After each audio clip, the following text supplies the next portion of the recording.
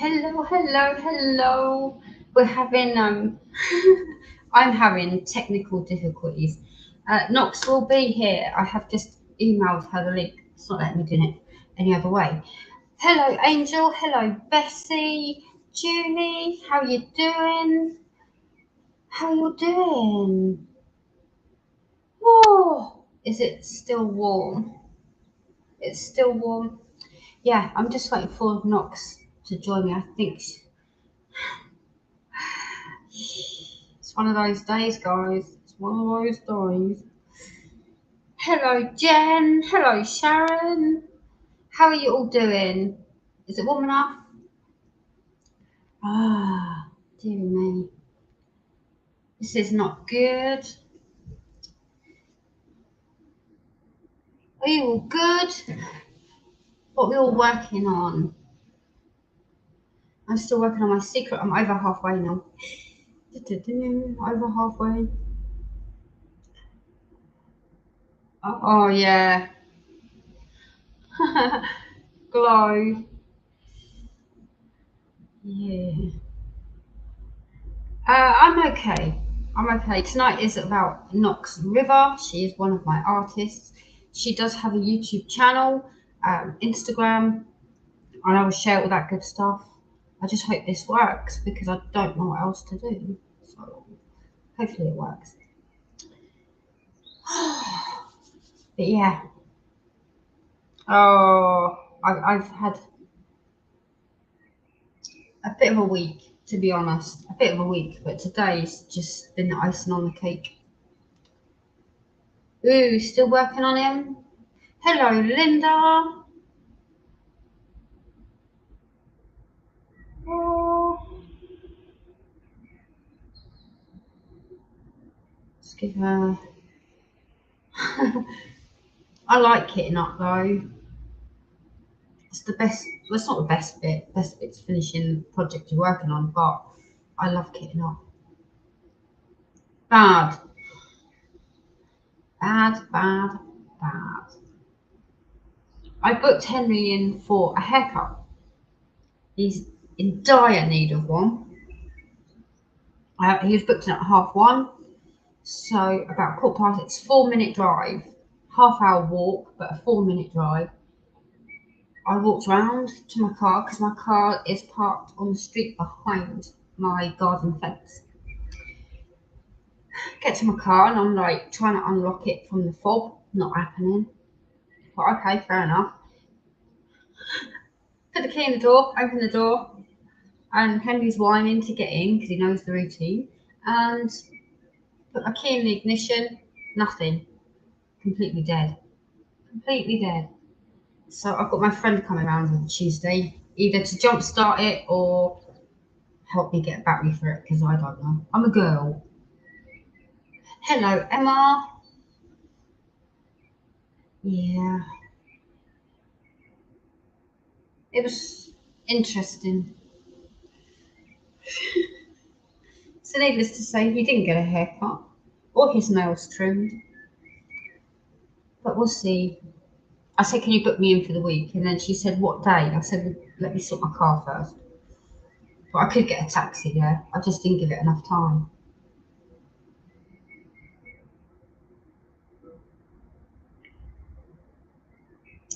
Yeah, I'm over halfway on my painting. Oh, I hope this works. Hello, Amber. How are you doing? Yeah, I've been very, very quiet on social media. Some of you may have noticed. I just needed time out. I hit, oh, I don't want to say rock bottom because you can always go lower, in my opinion, but I just needed a time out from everything. Everything was getting on my nerves. No, I've got a friend, Friday Fanatic Friday with friends. I'm awaiting Knox River if this works. I have sent her the link, but I don't know if it's gone through. I did message and say can't do it through Messenger for some reason. But no orders tonight. Yeah, no. We'll just wait and see if Knox can join us. I hope so. I do hope so. Otherwise, you're just going to have me in a whipping chat, and that's not going to be. Oh, here she is! Yay! Here she is. Hello! Hi. You got it! I was sitting here thinking, oh no, is it happening? It went to my junk mail, so I didn't see it right away. Oh no. So how you doing, Knox? I'm having a bad pain day, honestly. You've got what? Bad pain day. I have a lot of chronic pain Pain conditions. day. So tell us about you, because you're awesome. So I don't know.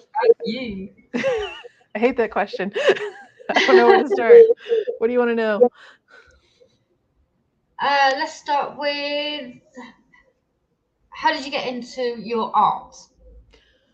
Well, okay, this is going to sound dorky, but this starts way back in 3rd grade. I was 8 years old. I was always slightly into art projects. My father's an artist. But I had a teacher come in, one of those, not my normal art teacher. He just came in for a week to teach us. And I remember having this project where we had to cut out little pieces of construction paper and glue them into an image. And I messed up. I asked to get materials to start all over again. And he specifically refused with the statement that you don't mess up in art, you just change direction. So he encouraged me to create something different than I was originally planning and make something of what I already had. And I ended up making something really cool out of it. And it kind of stuck in my head, both as a life lesson and also just gave me a lot more confidence to try different kinds of art. Every time I messed up with something, I would just change what I was doing. I actually have a Virgil, would you mind getting me that flower that I made out of polymer clay? Yeah, I can do that. Cool. So yeah, I was trying to learn how to make things out of polymer clay. I'd never done it before. And I was trying to make a moth because I really like moths. And it was not working. So I was like, fine, I'll make a butterfly, because I need slightly different shaped wings, and that did not work. So I ended up crumpling all the wings together and turned it into petals, and it came out into a really nice tropical flower. Wow. So, but it's caused me to play with a lot of different art mediums. I've done photography. I've done lots of music. I've done acrylic painting, oil painting, charcoal drawing, pastel drawing, pencil drawing. I even tried finger painting. I want to try the pour paint technique. I haven't done that yet, but I've also done art and baking. I had a truffle shop for a while before my disability kicked in, and that was involved a lot of artsy stuff. But I picked up the AI art, I don't know, about not quite a year ago, and then was learning digital art at the same time. So I was combining those two concepts, and that's been a lot of fun. But thank you. Oh, it's dusty. So yeah, my little tropical flower that was supposed to be a moth. That's awesome. Then I turned it into a cover minder, so it's got a magnet on the bottom. See, always a use. So can you explain to me, because I'm clueless. Obviously, you're signed with me as an artist, and you're going to be my featured artist of the week on Monday. But Oh, yay. yeah, I'm trying to get around.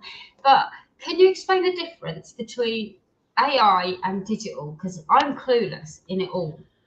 Okay. So the silly ones of us that don't Here, get it. I will show you an example. I use a program called, if it'll not glare, called Wonder. There we go. It's very glary, but basically what you do, if I can get it to, nope, it just wants to glare. Okay, so in there you can enter a prompt, which is using any number of words. You can start off simple. When I first played around with it, I used nothing but 3 words in there. Good example of early starting is like a subject, cat, for example. And maybe what you want the cat to be doing, like wearing a top hat. So cat and top hat and, nighttime. And it'll generate an image. That's a good way to practice and get a feel for what it generates. There's also filters in there, so you can do it in like Van Gogh art style or hyper realistic or steampunk or things like that. And it'll try to add that concept in with your prompts. After a while, you start, it actually helped me learn more about phrasing, lighting, and art styles and things like that because I needed the language for it for the prompts. My prompts are frequently paragraphs long, trying to get the exact lighting, the angles, the dimensions.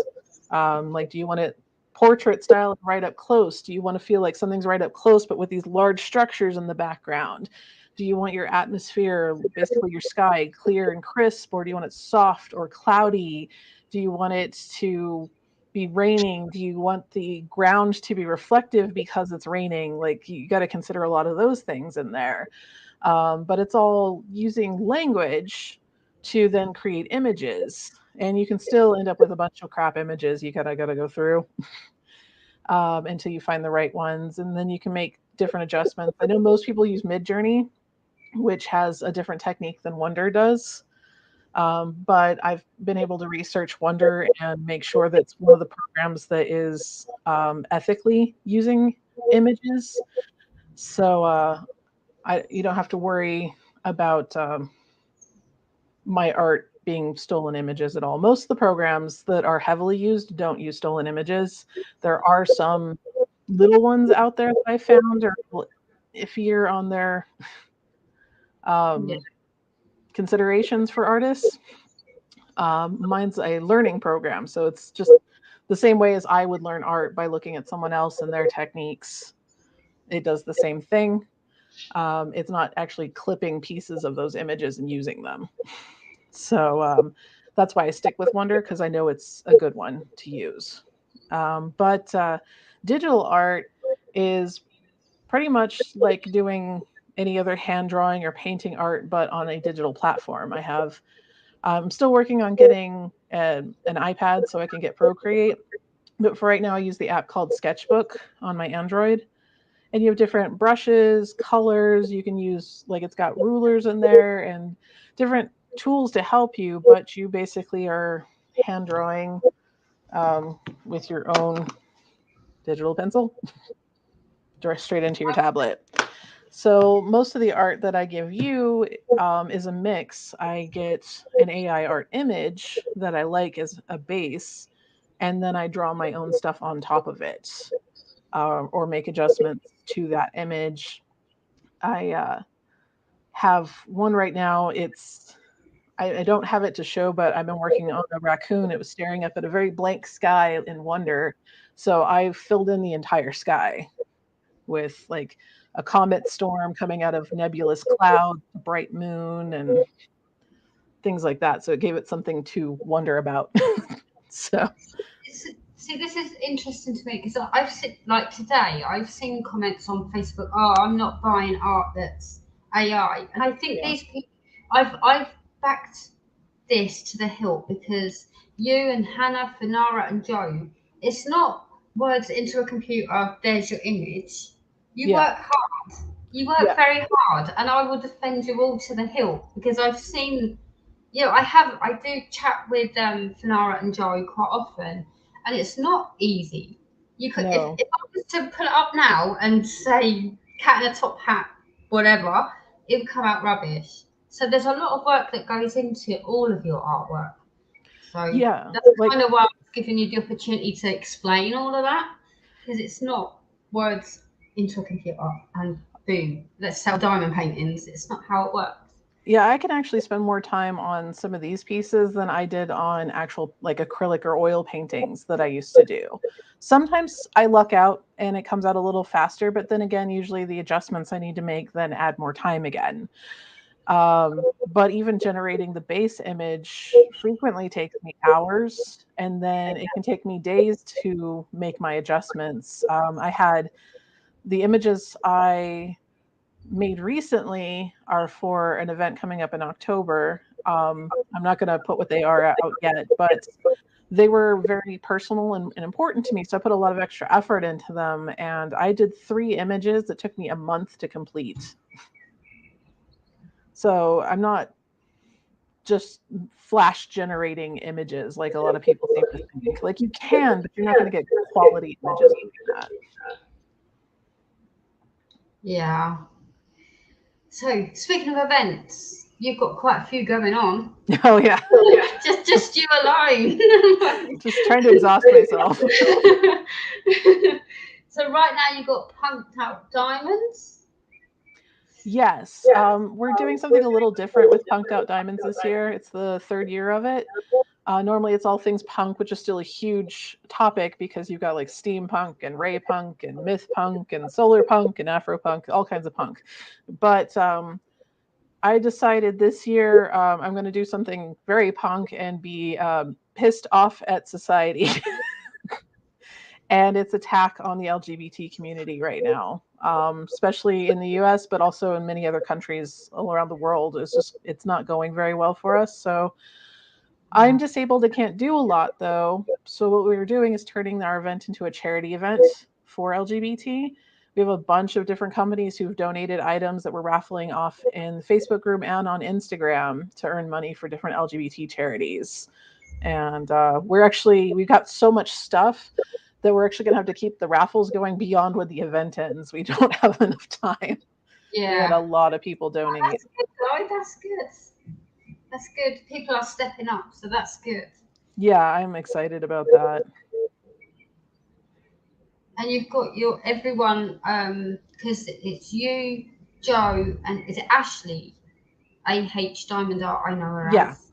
Ashley. You're doing Blood, Gore, and Guts? Yes. Guts and Gore. Blood, Gore, and Guts. Yeah, everyone's really excited about that in my Facebook group. Yeah, actually, besides Punked Out Diamonds, I have 3 more events this year. Well, I don't know how you do it. I don't. So you have YouTube as well? Yes. We're Punks and Crafts. How did that all start? And that mostly started because with the disabilities that I have, it's very isolating. I don't get to go out in the world very much. Doing simple things like having a meal out frequently is very painful. Like I have a lower back pain that's caused from a hip problem. So sitting in seats that aren't mine, that haven't been adjusted and accommodated to handle that, even for 30, 45 minutes becomes very painful. Same thing goes with going to a movie, and then anything like going out dancing or wandering a fair or an event. Like we have a coffee and chocolate festival here every year that it's crowded. So even bringing my wheelchair is difficult. It just became very, very, very isolating. And I started diamond painting to occupy my time. I do pick up a lot of different crafts in as well as art. And I thought I'd try that one, and it was going good. And I watched a lot of other YouTube channels, and I realized that I thought it might be a good way for me to interact with a community in a way that I was more comfortable with. And so we decided to give it a shot. I'm like, if it doesn't work, it doesn't work. But it worked. And 2.5 years later, here I'm still doing it. 2 away from 800. I've just put the link. I know. 2 away from 800. So we'll try and get you there tonight. I was getting the link. That's why I was distracted. I'm not a very good mod, so yeah. So anything specific you would like to talk about, as in, because you're very clear and very open on your channel you know, on your opening statements, and if you're not down by then, you can leave, and you're quite happy with that. But you're very direct, should we say, in the first sentence, and then if you stay beyond that, there we go. But you've got an awesome channel, and your personalities and everything is awesome. I love it. But yeah. So, is there anything you want to chat about where you want to take conversation? Well, part of the reason I have that big opening statement is, for one thing, I'm like, I don't want people to come to my channel and then find out things later, like the fact that I'm trans, and then realize they don't want to deal with a trans person, but already like have been invested in my channel for a while. It's like, let's just get this out of the way. I also don't want to deal with bigoted comments. I don't want my followers and subscribers to deal with it. I wanted to create a safe space. I actually, after I started my YouTube channel, if I don't knock my microphone around, after I started my YouTube channel, I actually got more messages about people who are going through chronic pain and just wanted to talk or wanted advice. I've had several people message me going, hey, my kid just came out. How do I handle this well? Like, how do I handle this in a way that doesn't hurt their feelings? Like, not that they were upset. They were actually quite like fine with it or happy. They just wanted to make sure they didn't misstep. I have more people approach me randomly about personal issues in regards to things like that than I do about diamond painting. It was kind of the goal of like, this is a crafting channel. It should be a safe place to express yourself. And I try to put that in everything that I do. I don't tolerate anybody being shitty to other people. Sorry, I'm cussing. Yeah, no, it's good.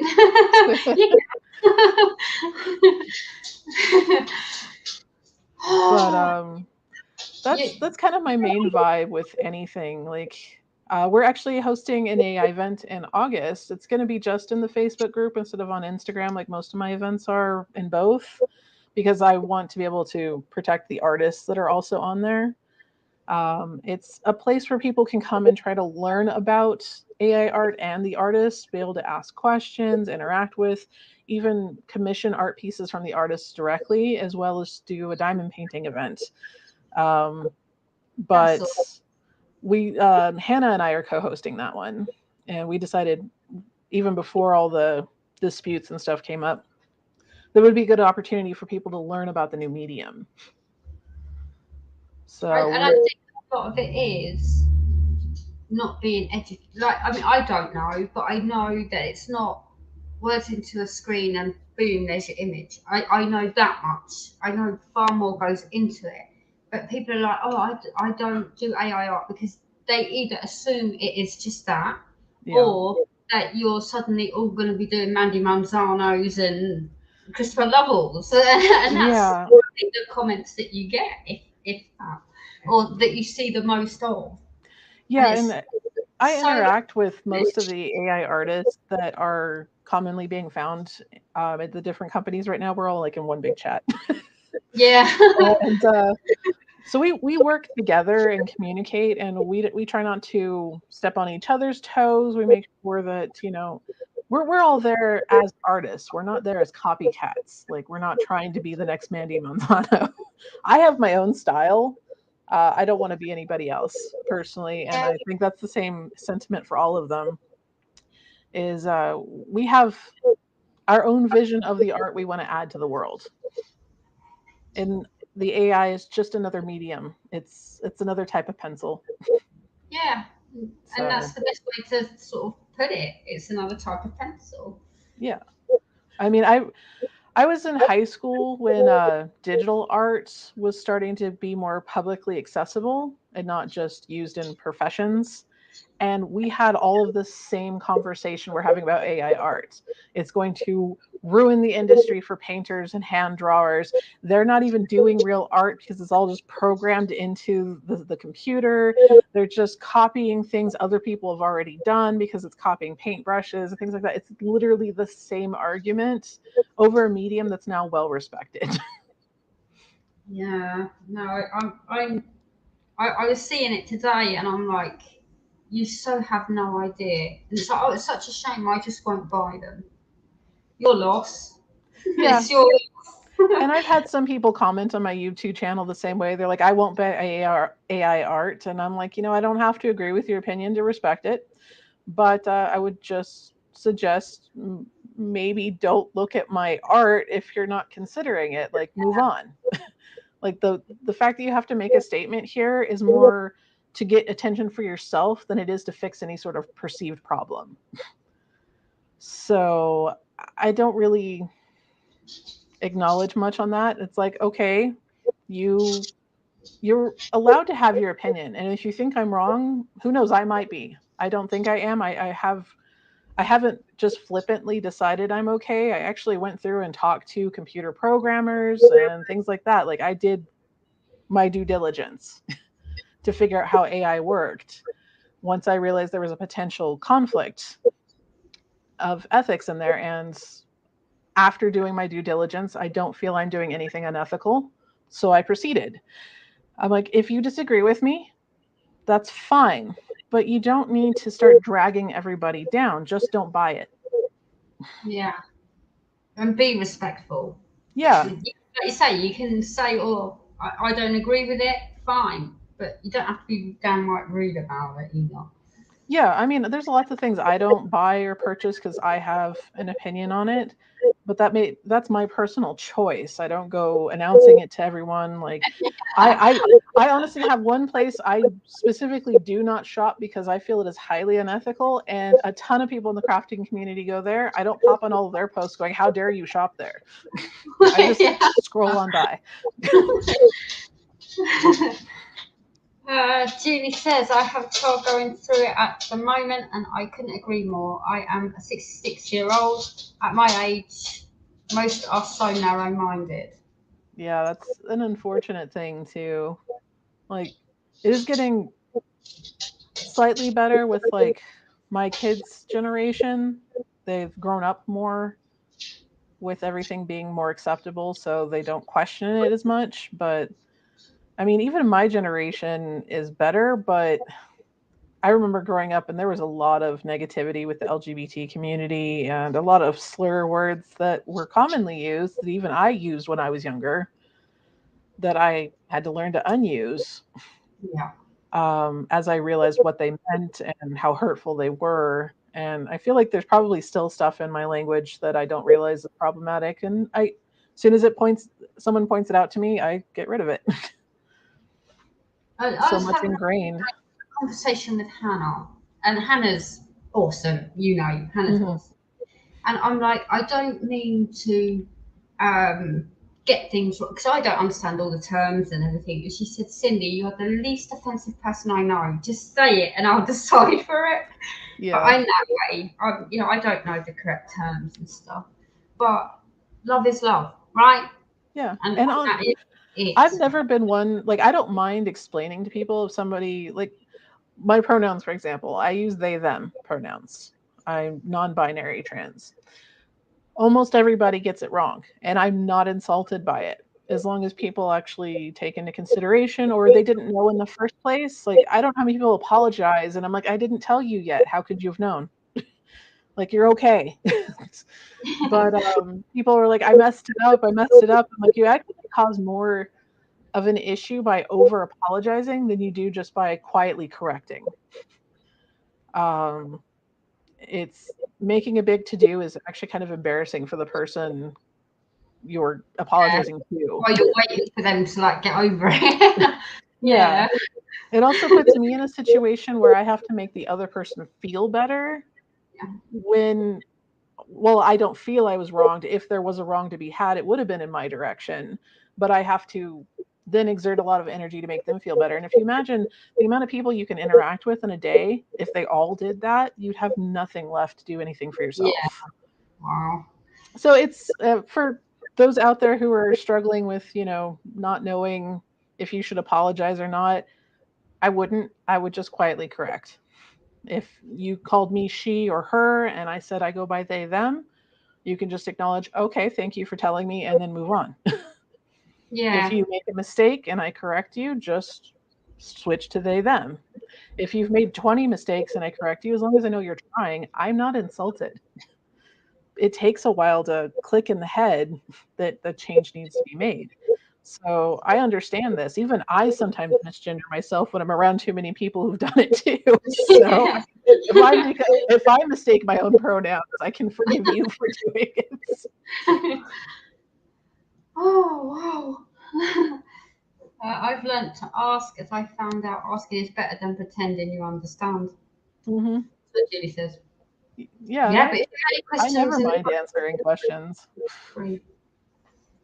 Yeah. Wow. So you, I have quite a lot of your art. I know that I've been sitting on it for quite a while. We're doing a big release on Monday, and Knox will be our featured artist. But I got one. Oh yeah, you got it. But you were saying about Alice in a Winter Wonderland. This would be perfect for this. Yeah, that's Lindsay's event in January. It'll be her 3rd year as well, I believe, coming up. This is awesome. Let's see, I'll be getting more. But yeah, I pulled this out of my rack so we can show it. It's awesome, Knox. I'm so glad that we're getting to know each other now. Yeah. Well, if you ever want a private chat, just let me know. I'm up at weird hours, so our time difference shouldn't be a big problem. I'm the same. Someone in America emailed me and went, "Isn't it 2 a.m. there?" I'm like, "Yes." I'm still awake. Yeah, I was chatting with somebody in South Africa, and she's like, "Isn't it 1 a.m?" And I'm like, "Oh yeah, I'm gonna be up for hours yet." So is that just a sleep routine that you've picked up, or is that through the disabilities that you have?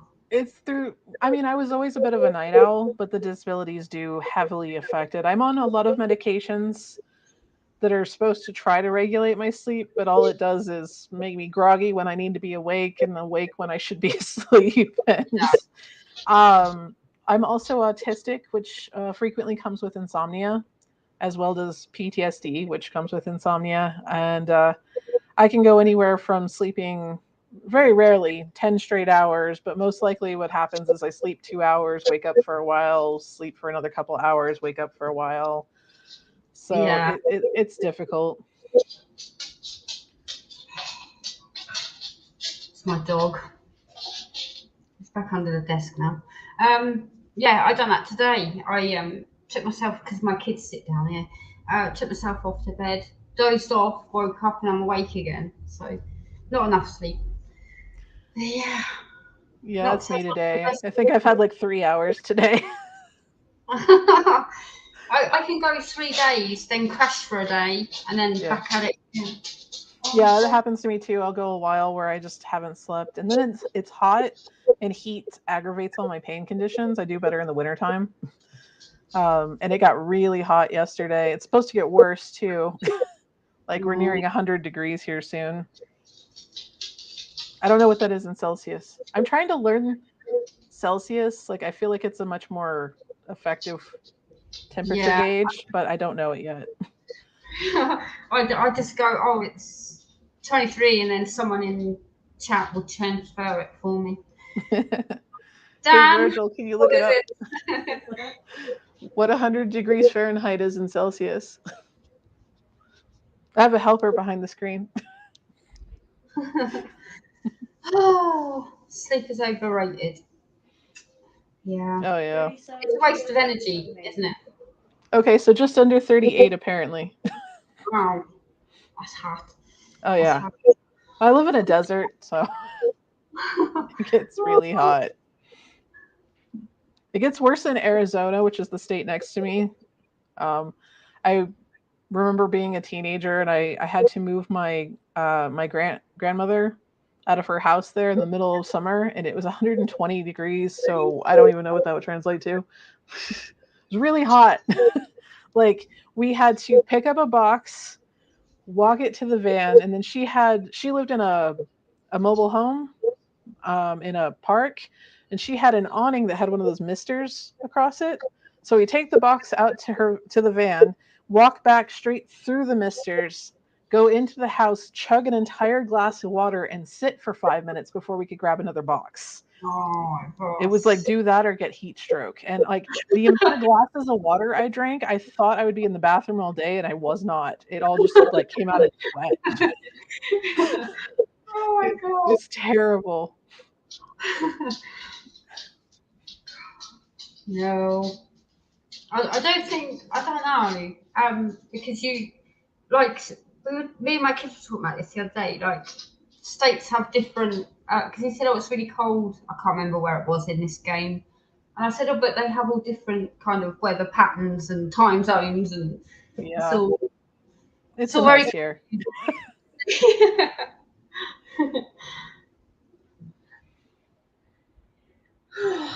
Yeah, we don't have much humidity here, thankfully. So sorry, I was reading the comments. Yeah. It's a pretty dry heat most times. I mean, we do have a monsoon season where humidity gets up, but that really sucks because it's mostly dry here, so we have swamp coolers. But if it's humid, swamp coolers don't work very well. So we hit monsoon season and we're all dying because we're both not used to it being humid and our air conditioning stopped working. Oh my gosh. Wow. Yeah. I don't know why I'm still here. I don't do heat well. I should move somewhere. No, we only have a couple of weeks of summer and then it's fine over here in the UK. It can be really hot 1 minute and then rain in the next. We never know. It feels like in essence we have about 5 months of summer here. Wow. That's a lot. And then even then, like we get maybe like 2 months of winter, and the rest is like a moderate temperature, and then it's 5 months of summer. Oh. Wow. Love the screen behind you. Oh yeah, I usually have this in my room, but my internet's much better in the living room. Because I actually have a larger bedroom, so I've split it into a bedroom and a craft room, and that separates it. Oh, okay. But as stated, my internet's much better here. I tried the Live with Nix in my room, and it just kept cutting out. Like I have a Wi-Fi extender, but it wasn't working for that. Yeah. So I'm actually at my recording table. Yeah. But I thought I'd give Virgil some privacy, so he thought we'd bring the screen out. Yes. So where else do you license your artwork? Where else can people I'm licensed with the one with the diamond art and Enablish Outpost. Enablish Outpost only have one image. I have a lot over at the one with the diamond art. Yeah. I included my Harley Quinn, I found out. I'm still working on making you one for your shop. I'm just being very picky about it, but I have started it. Yeah. I was like, oh, could I have that? No. It's okay. I think yours will be better. I'm liking it more than the first one.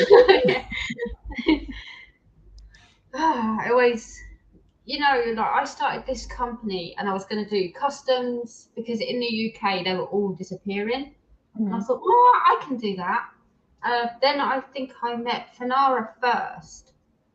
And she's like, oh, see Hannah. And then Hannah went, oh, go see Knox and Jordan. And Hannah led me to quite a few of you. Yeah. Hannah's like a good hub for AI artists. Yeah. Hannah was very open and said, here's another one.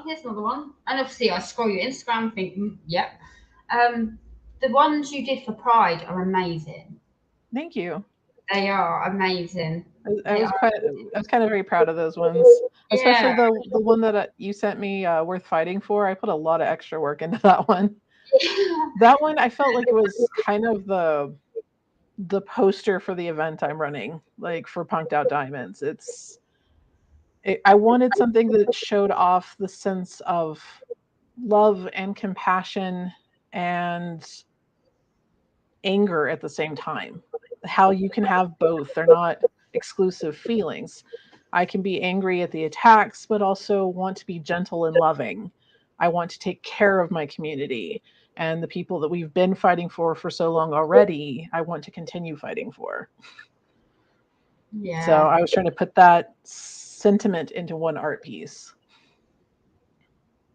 Yeah. So, and this is what I was trying to say earlier with the AI people that I'm not buying it.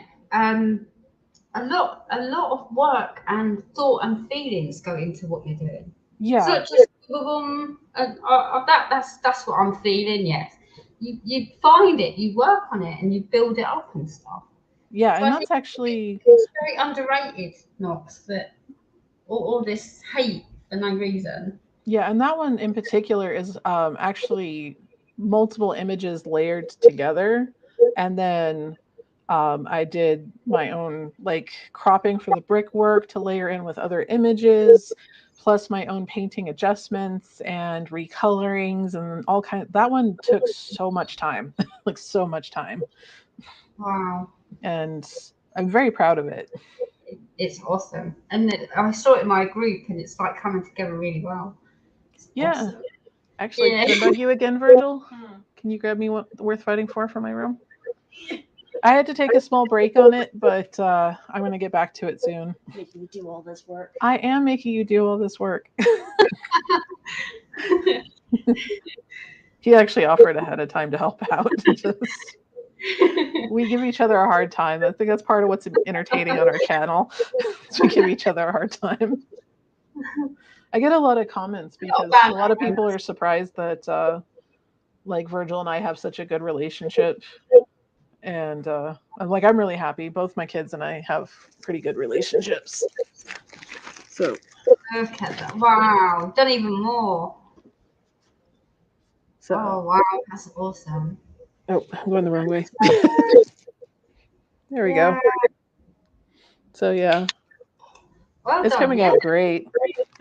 It's my first kit from you, and I'm really liking it. Like, I like all the quality and like no complaints. Which I'm picky, so that says something. Yeah, I get a lot of compliments. I don't know if you saw Saturday Night Live, and Kokisha was like, "Girl, I'm telling you, this store." Loving it. But I get a lot of compliments on the rendering, and drills are sparkly and everything. So. Oh yeah. It came out very colorful. I'm always worried when I do like a colorful art that when I get the diamond painting, that color is gonna get lost. Yeah. But I don't feel like that happened at all. Yeah. Well, they go for the duller colors in the DMC. No, not us. Yeah, I was kidding up, and I'm like, yes, bright colors everywhere. I can't show the one I'm working on. It's a secret, but yeah, there's lots of vibrant colors in that as well. But yeah, I'm very happy with the company. I've got you, and I've got releasing you on Monday. I've already got some of yours out, but yeah, big release for you on Monday, and then go back to my emails because you sent me some more. So yeah. Yeah, and I have some more coming up too. I was working on something very emotionally intensive, so I decided to let myself cool down from that. And right now I am making very colorful cyberpunk cutesy animals. Ooh. Which is new. Like I haven't done any of it before, so you would be the exclusive person of my cutesy animals. Yeah. I always say, because for now it's like, oh, well, I think you do it as well. You're like, what are you looking for? Just send me. Just say, because obviously your artwork is unique to you, and that's what I love about your artwork. And yeah, just send me images. I will put them on the store. Don't you worry. Well, I'm making 6 of those, so I'm got some of them done. I'm still got to do some cleanup on a couple more, but yeah, I was gonna send them to you when I was done. Let's see. I wonder if it'll show my tablet without glaring like my phone did, because I could give you a sneak peek. Oh, except I need to unlock my tablet correctly. That's the wrong button. I can't hit the right buttons today. I'm too sleep deprived to do things today. Oh, it gets that way, doesn't it? So you're just lethargic and you can't diamond paint. Yeah. on the telly. You just like, oh, All right, flip. There we go. Hopefully it shows. oh, that's so cute. Little sneak peek. Yeah. I think it does a little better back. That's awesome. It's not getting all of the bright colors in here because it is still getting some glare, but you get an idea. Wow. And the raccoon I've been working. Oh no. I hit a button. The raccoon. That quickly. Oh, hang on. My screen's gone off again. Wow. Awesome. So. See, and the vibrant colours. I've got like Lost in Thought. Hello, Joe. Joe's in the house. Lost in Thought. People are loving that. One, because you are touching disabilities, and you won't find that anywhere. And so you need to do more of those. I actually have a whole series going on invisible illness. If you're interested, I'll just send you the whole series as I make it. But I've already done chronic pain and one other series. Hi, Sandy. The next one I'm going to work on is depression, but I needed a break because, again, these are all very emotionally intensive things. But I was planning on going through a plethora of different invisible illness arts because I know it's not a common art or diamond painting for our group, but so many of us are suffering from chronic conditions. That's why we diamond paint. Some of them are anxiety, depressions. Some of them are legitimate obsessive compulsive disorder, not the cutesy, oh my God, I have to have my drill straight version that people talk about. ADHD, arthritis, fibromyalgia, lupus, all kinds of things. So it's like, I'm not going to be able to hit everything, but I wanted some representation of big grouped topics. And then I am going to do a series on frequently ignored invisible illnesses as well. I'm going to do that all in one little mini series because basically I have the whole series of chronic pain, and then it's like little episodes that I'm doing with about 3 to 4 paintings a piece in a topic. So yeah, I'll send you all of those if you want them. So I was actually having a conversation with I call my real life friend, right? But and he was saying that his friend has just been diagnosed. And to answer Joe really quick, yes, I have cats. Oh, actually, I have a couple cats. That's the only one that's finished, though. Actually, that wasn't the finished one. That was the unfinished one. Whoops. But you get the idea. And anyways, you were saying he was saying that his friend was diagnosed with bipolar, and I said I don't know enough about it to say, I don't know this other friend either, so I don't know enough about it. I said, but you are pretty useless with things like that because I've had depression, anxiety, and post-traumatic stress disorder, and he just says to me, why are you sad? You've got a nice house, you're running a company, you've got your kids. And I said, it doesn't work like that. Yeah. It's not work like that. So it really frustrates me, and he's known me for years. It's not how it works. But I would love all those because brain chemistry is this interesting thing. Like I was watching this thing that finally described a problem I personally have with my autism, which is there are certain things that's basically in the executive functioning portion of life that are very simple for most people to do. I cannot do them. One of them is talking on the phone. I hate it. It's pure panic. And it's like, I don't know how to explain to people. It's not just that I don't like it. Like people hear I don't like it, like you don't like doing the dishes. I'm like, that's not what I'm feeling. But someone came up with an excellent example. They're like it had 2 people standing near a stove. And they're like, they've turned one burner on. And they're like, put your hand on the burner. And you're going to say no.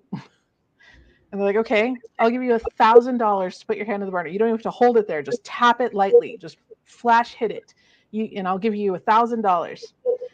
And the other person's having like, okay, for 1,000, I can tap it. And then they're sitting there holding their hand like, I can do this. I can't do this. And I'm like, that's what happens, chemically speaking, which this part I already knew before the video, but I just liked that video as a visceral feel, is when you complete a project, even something you don't like doing, your brain then floods with dopamine, which is a reward chemical.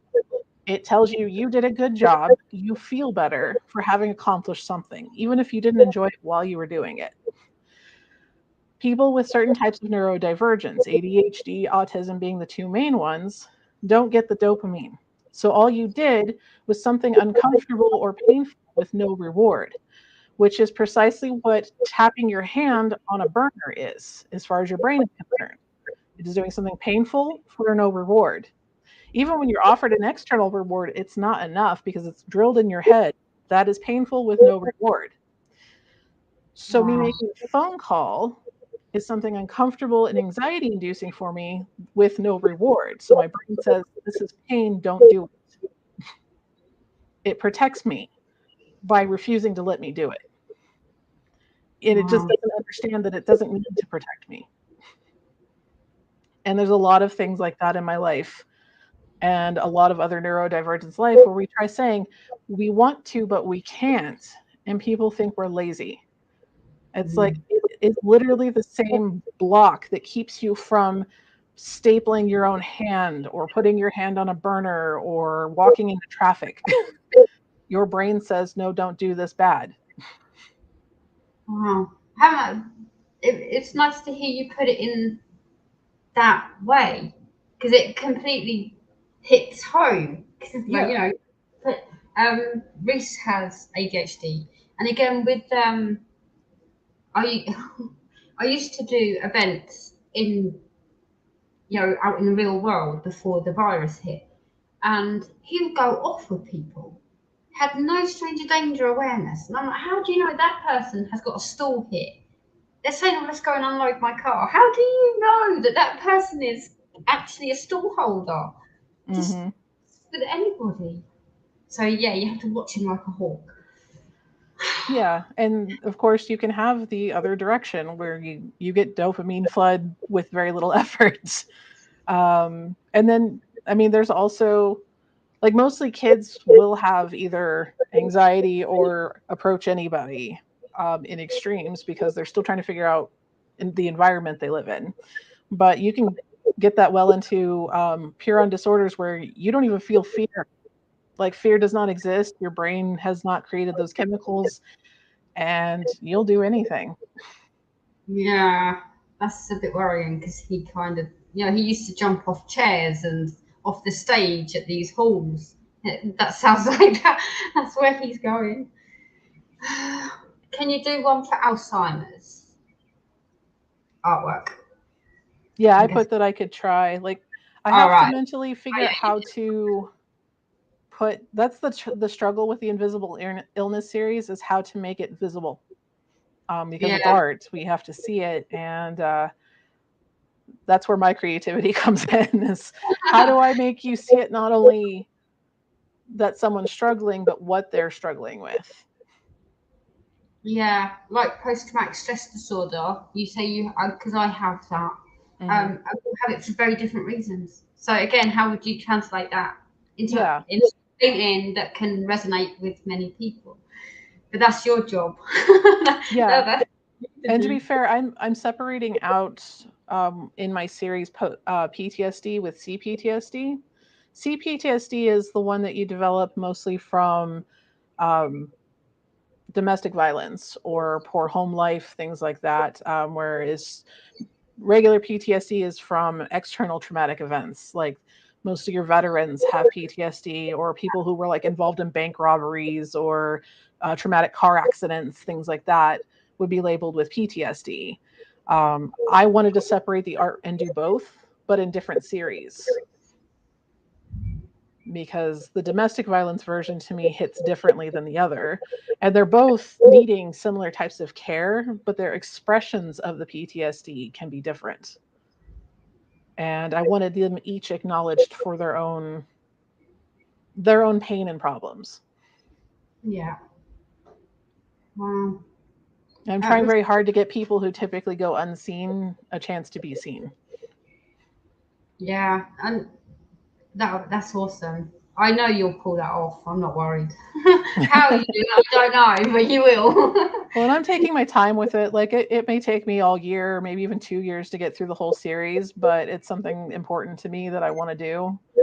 Yeah. And I'm like, I don't have a time limit on it, so I can make them when I have the fortitude and the emotional strength to handle it. And like I said, I put them out in like 3s or 4s in little episodes. Hey, Asher. Yeah. Wow. Got a lot going on.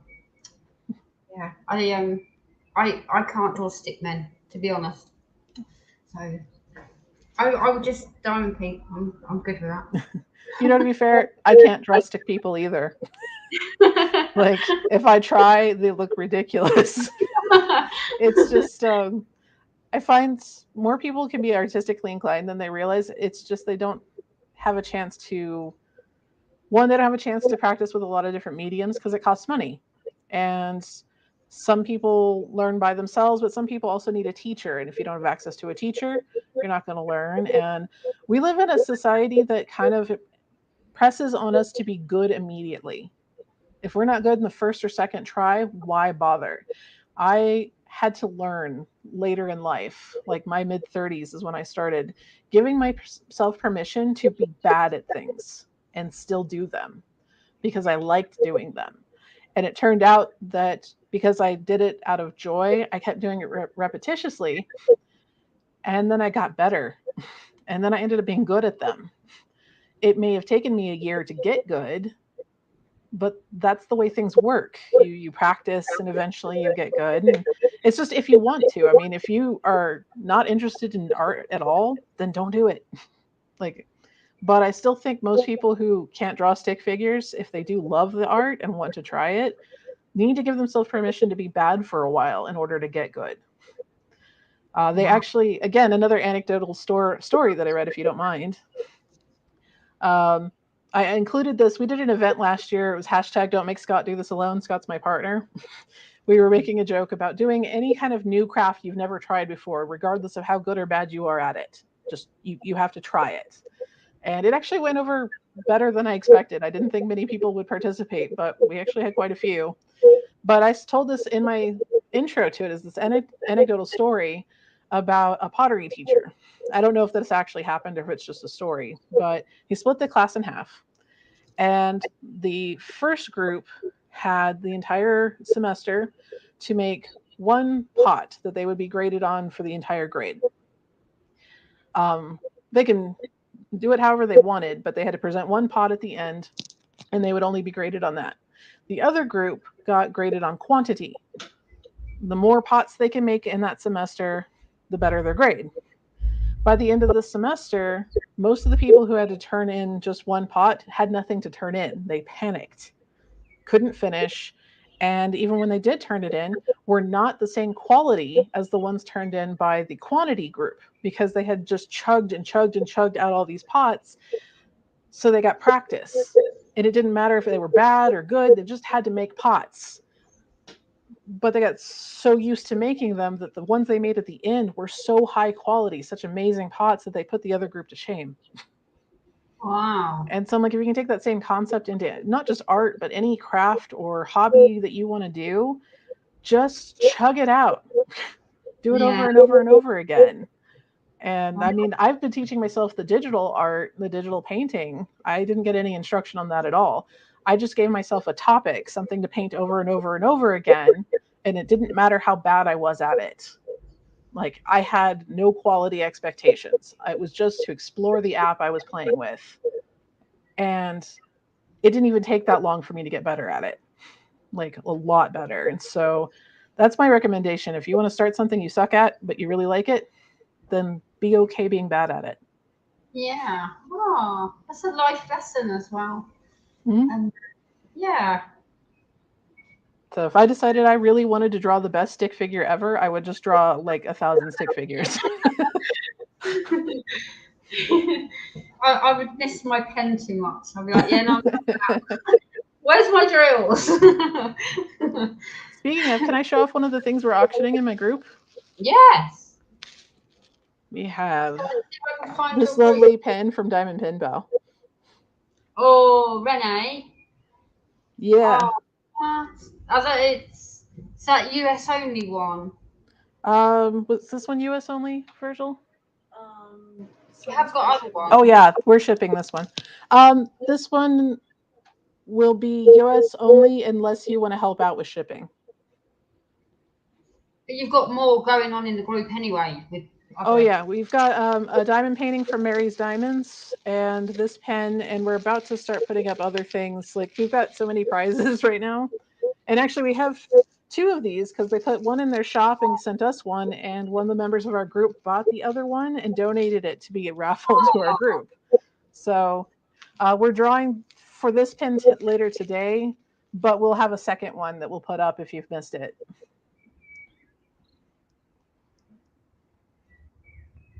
I don't know what are we doing next? Distracted by Diamonds. Oh yeah, we're doing a raffle from Distracted by Diamonds next. They sent us some pretty cool stuff. Like, I am amazed by the amount of donations we've got for both prizes and raffles. Yeah, if you need me, just to ping me. Well, you and I already talked about the prize for this event, which is already like super awesome. I'm excited about it. So, and honestly, like we have so many donations for raffle. Like I also need prizes for the event winners. So that's why I haven't bugged you. I'm like, you're already offering exactly what I needed. So I really appreciate that. But yeah, we've got Kevin's Creations, who's doing both raffle and prize. We've got, we got Dynamite is donating a pack. I know. I think I saw Kokisha's donating tumblers for the raffle. We got all those trays from NYX. I think I put them in my room. Sparkle Queen's Diamond Art and a accessory pack. Yeah, we got Sparkle Queen. One pack will have accessories. The other will have a diamond art from Sparkle Queen. We've got Bella Art Day Nicole is donating trays. We've got all kinds of stuff. So yeah, we just broke 100 members in the group too. I'm hoping for more, but not bad. Like my last event was probably the largest event I've ever run. We got almost 400 members in that Facebook group, and we had over 150 people enter, which my events are usually a little smaller. They're usually between like 40 and 60 people. So to like triple for that one. But we've still only got about 40 some people in the event, but we've got over 100 people in the group for like, so that we've got more people interested in the raffles and stuff, which I'm telling everybody, you don't have to participate in the crafting portion to pop into the group just for the raffles. Like it's all going to charity. Like I don't care if you're not interested in the crafting event at all, just help us with the charity. Yeah. Okay. Virgil says we have 2 diamond arts from Sparkle Queen. Ooh. So I know LGBT is a very important cause for Sparkle Queen as well. So I think that's bad we're in the States. Yeah. Really bad. Like I was hoping it would start getting better after we got rid of Trump, but it slowed down for a little bit and then picked momentum right back up again. It's insane. I can't believe in 2023 we're still having this conversation. It should just be happening now. I mean, I do feel lucky. I live in one of the safe states in the country, so nobody in my immediate area is suffering from all of this, but Yeah. like we have friends in other areas of the country, and like even if I knew nobody else, it doesn't matter if I know them or personally care about them. I'm like, they're humans. They deserve to be taken care of. Like we all have the right to be cared for. And the doctor, but I used to be a student nurse, and the motto was "do no harm," and they're all standing back and taking this stand on it, and it's pathetic. Yeah. And like we're arguing over people, like not policies, not concepts. We're arguing over people. Like that Yeah, should not be a thing. absolutely. I mean, they literally have states that are like reversing trans surgery on children. Like every step they've taken in order to be who they are, they're forcing the parents to reverse or hitting them up for domestic violence charges, even taking the kids away from them. Like it's terrible. And we have the sucky thing too is like it affects everybody. They're hitting a lot of trans kids in sports right now. They're trying to get trans kids to not be able to play sports. But what's happening now is any girl that doesn't look girly enough is getting yelled at by parents, getting thrown off teams. Like it's everyone's under attack now. And now we're going to be back to challenging femininity again because now it's, are you woman enough? And like that's not a topic we should be discussing. None of this is topics we need to be discussing. The discussion. My mum has always raised me to not look at colour or gender or anything. I brought my kids up the same way. Everyone deserves respect, and you cannot like someone because they're a horrible person, but not because of A, B, or C. It's not how it works. Yeah, I mean, and you see, like my art has disabled people like I've got people of color. Like I don't exclusively do people of color either. I'm like I put into my art what I see in my life, which is a variety of people. And like, color. Lots of color. Lots of color. I love my cyberpunk styles and my neons. So that's what ends up in a lot of my art. But even when I don't do the cyberpunk style, like the diamond painting right behind you is not cyberpunk. But I do like a slight subvertive quality to reality. And I like my bright colors. She's still got bright blue hair and the big purple flower.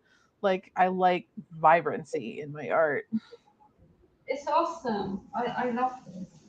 It was I'm hoping you put the third Wonderland image I sent you up. That one's my favorite. I'm gonna have to buy it. Yeah, it's just awesome. And again, like with the butterfly, this end, butterfly over here, and the colour in it. There's lots of colour. Yeah. Yeah, it's hard to see in the rendering, but there is a bright purple flower in the bottom right corner too. I'm sure, like looking at the color drills. No, in the other corner. Oh yeah, there is. Yeah, looking at the drills you sent, I'm pretty sure it'll come out vibrant. Like it's just a little hard to see in the rendering. This is a round one, that's why it's. Yeah, this is round. Yeah, I got mine in square. It'll be interesting to see the comparison when we're done. In 50 by 60? Yeah. Yeah, that'd be awesome.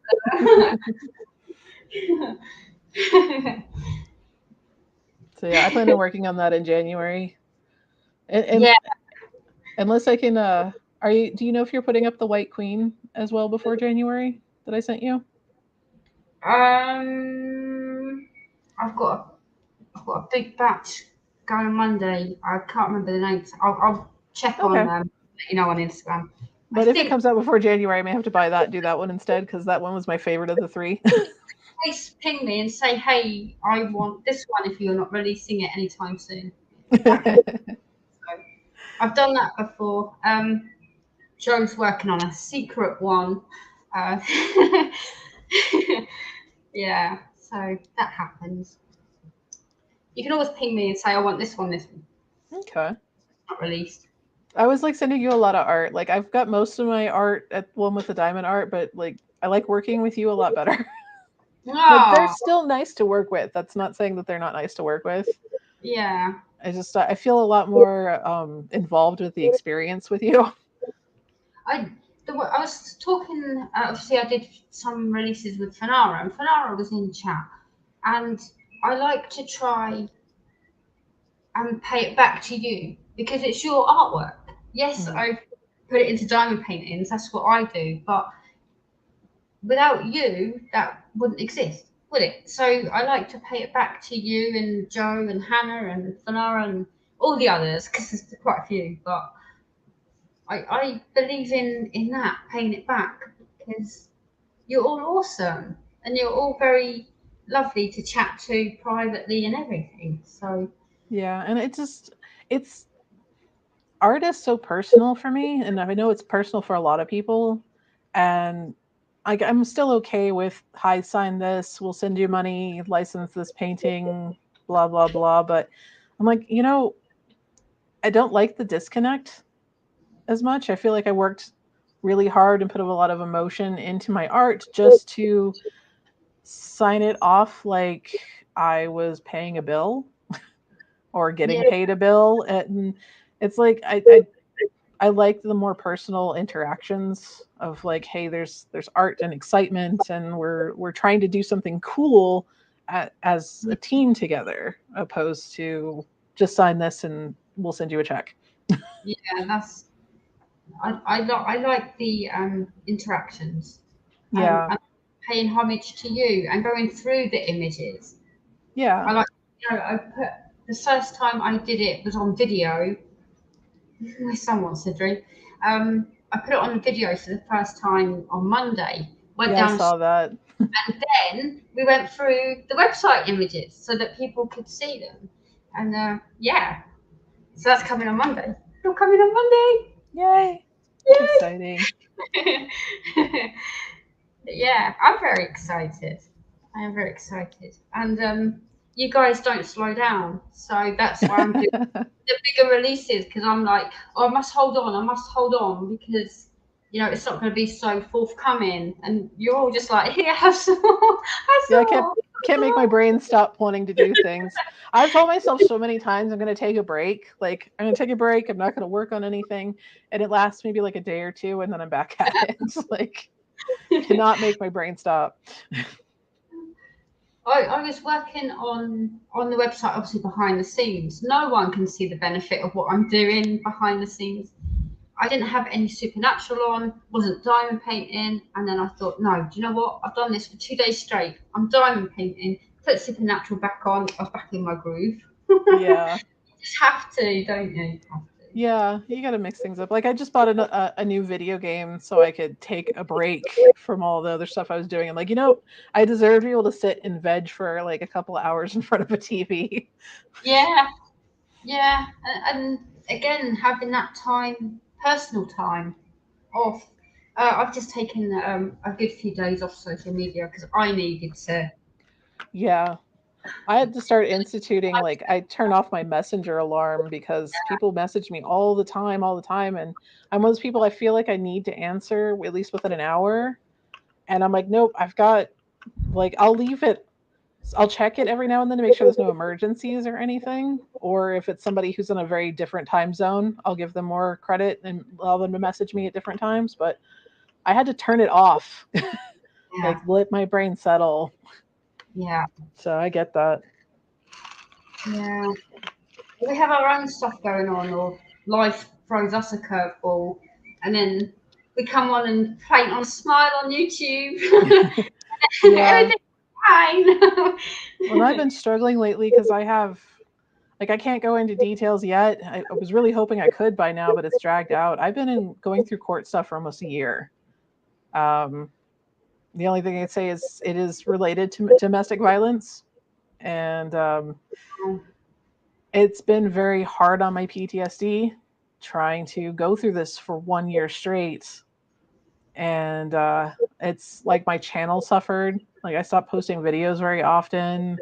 I isolated a lot, and I lost a lot of my online friends, because even though I kept them up to date on what was happening, I think they just didn't like the lack of interaction.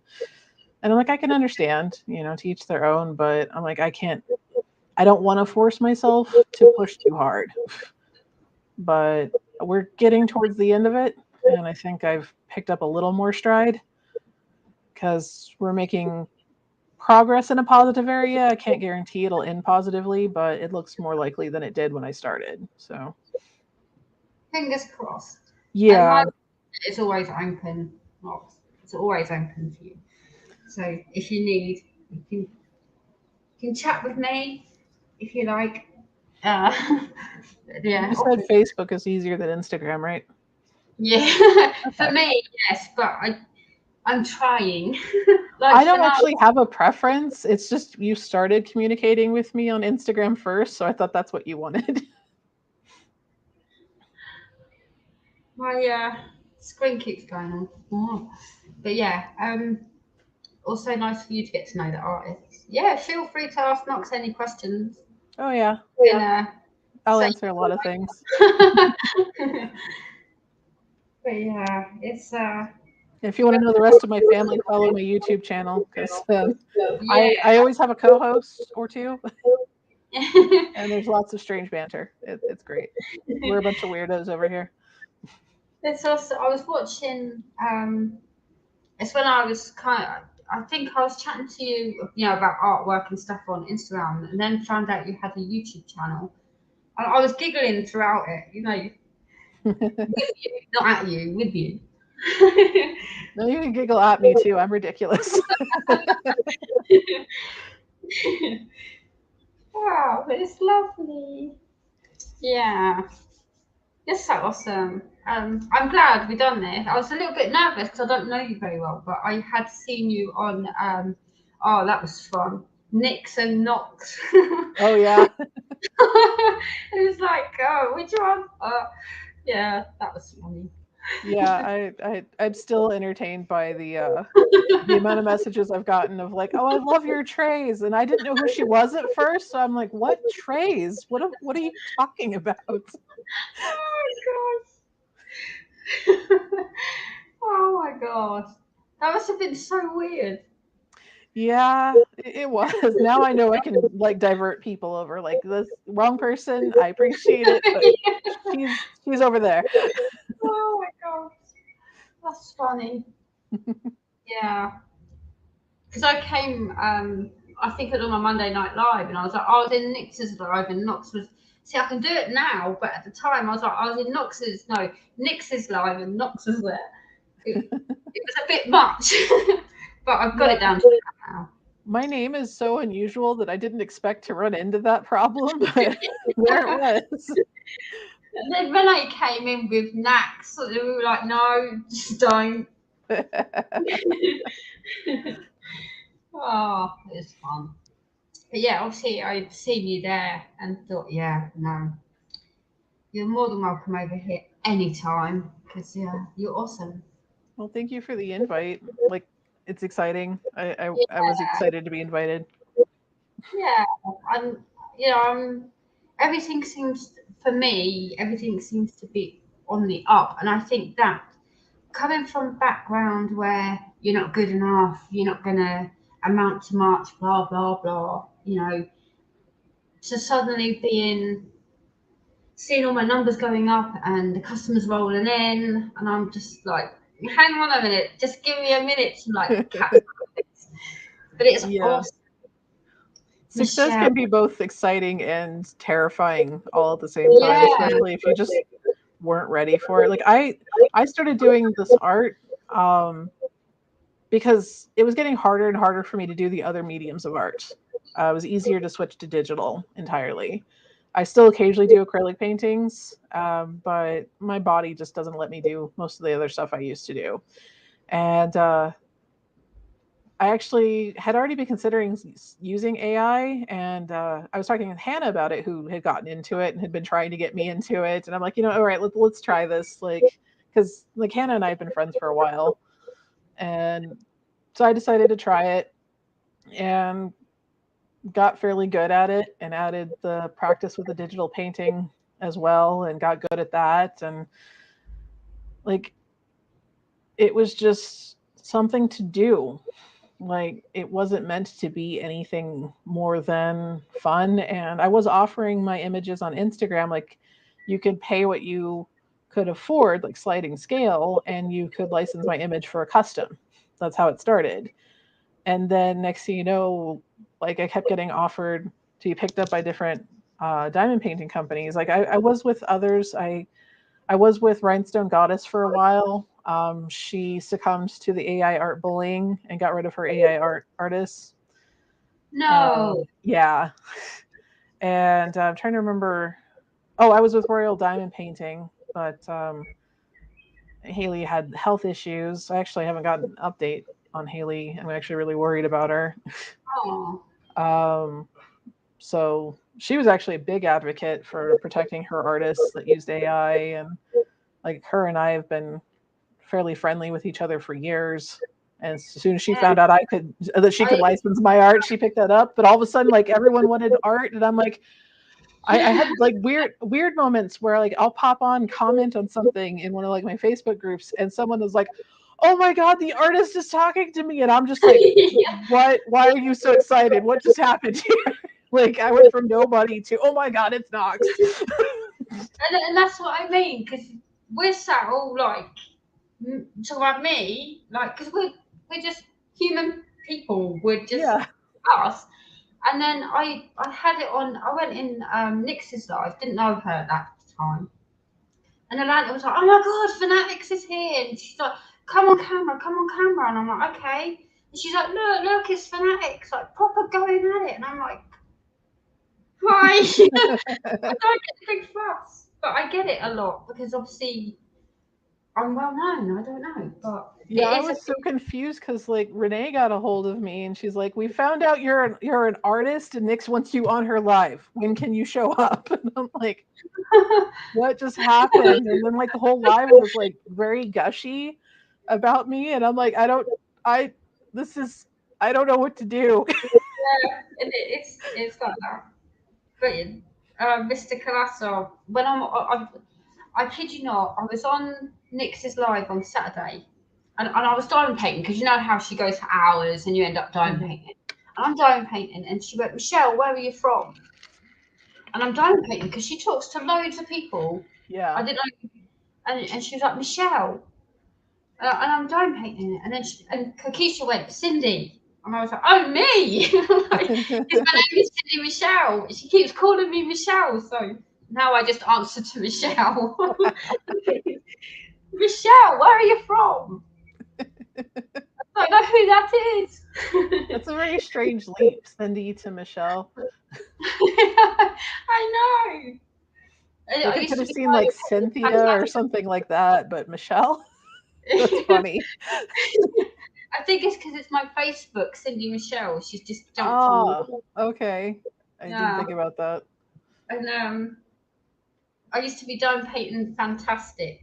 I'm like, that's Fanatics. She gets it now. She gets it. I mean, you are fantastic, but thank you. I need to put this light on. I'm kind of disappearing into the background. Oh, there we go.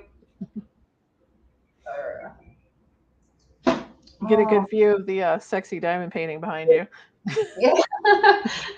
They love them. I was going to put Mad Hatter up above the rail here, but I thought, no, I'll have it.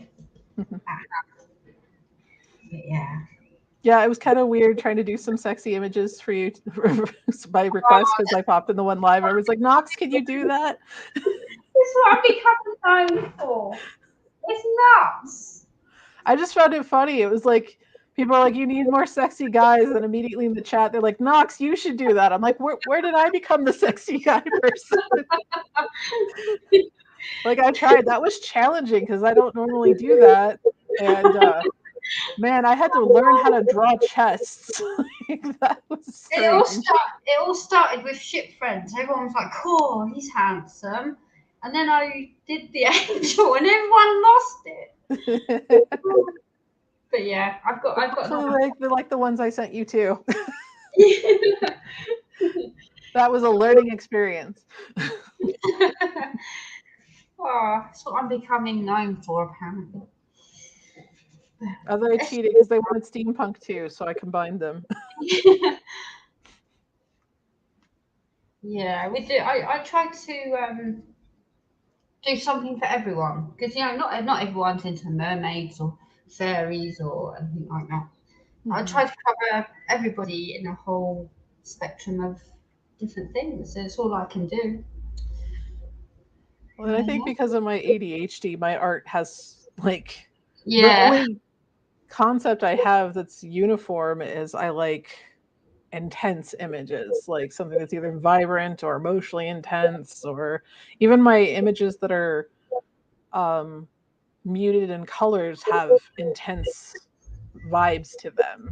Like some of my horror images, which I only have so many horror images because one with the diamond art decided I was their horror artist, and I'm like, I've made like a couple horror images. I don't know why I'm suddenly the horror artist, but they kept asking me for more and more and more and more, and I'm like, okay, this is not my normal jam, but okay. So I'm Yeah. like, I do have some muted tone horror images, but they have intensity to them. And otherwise, I'm like puppies and sexy steampunk guys and cyberpunk fight scenes, and like I'm all over the place because I like so many things and I like seeing it in art.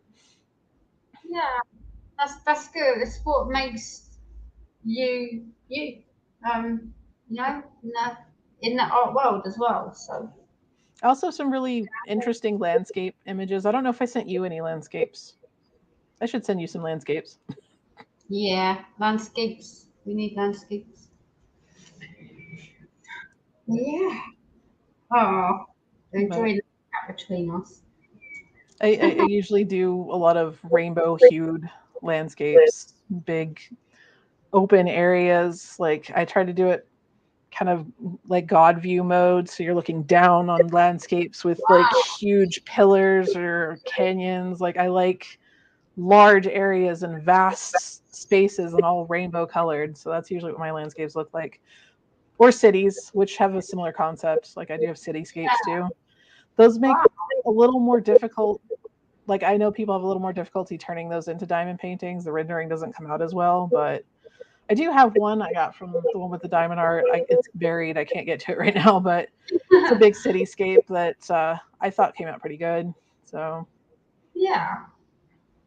So with your diamond paintings, how many do you have in your stash? um, That question. in my over 100. I'm just gonna go with over 100, somewhere between 100 and 125. Yeah, I was strict with myself, and from October last year, I was going like I'm going on a no buy. I'm going on a no buy, and I I've done really good. I broke it once this year, but my company didn't count. Well, at the time, I only had JBGs, so I was quite comfortable in going. Well, my company doesn't count. If I get there, it's fine. But then Fanara came along, Hannah came along, you came along. Messed I'm you up just there. like, ta-da! Whoops. Yeah, Uh, I'm trying so to destash a few here and there because sometimes I get them and then I realize I'm never going to get to them. Um, Again, ADHD causes some impulse buy sometimes. I yeah. don't ever put myself on a no buy because I also have a defiant brain. The moment I tell myself I'm on a no buy, I'll actually buy twice what I would have.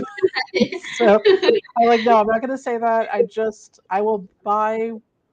I have gotten to a point where I told myself I have enough. So it has to really be exciting for me to want to buy Yeah. it now. And that has slowed down my purchasing.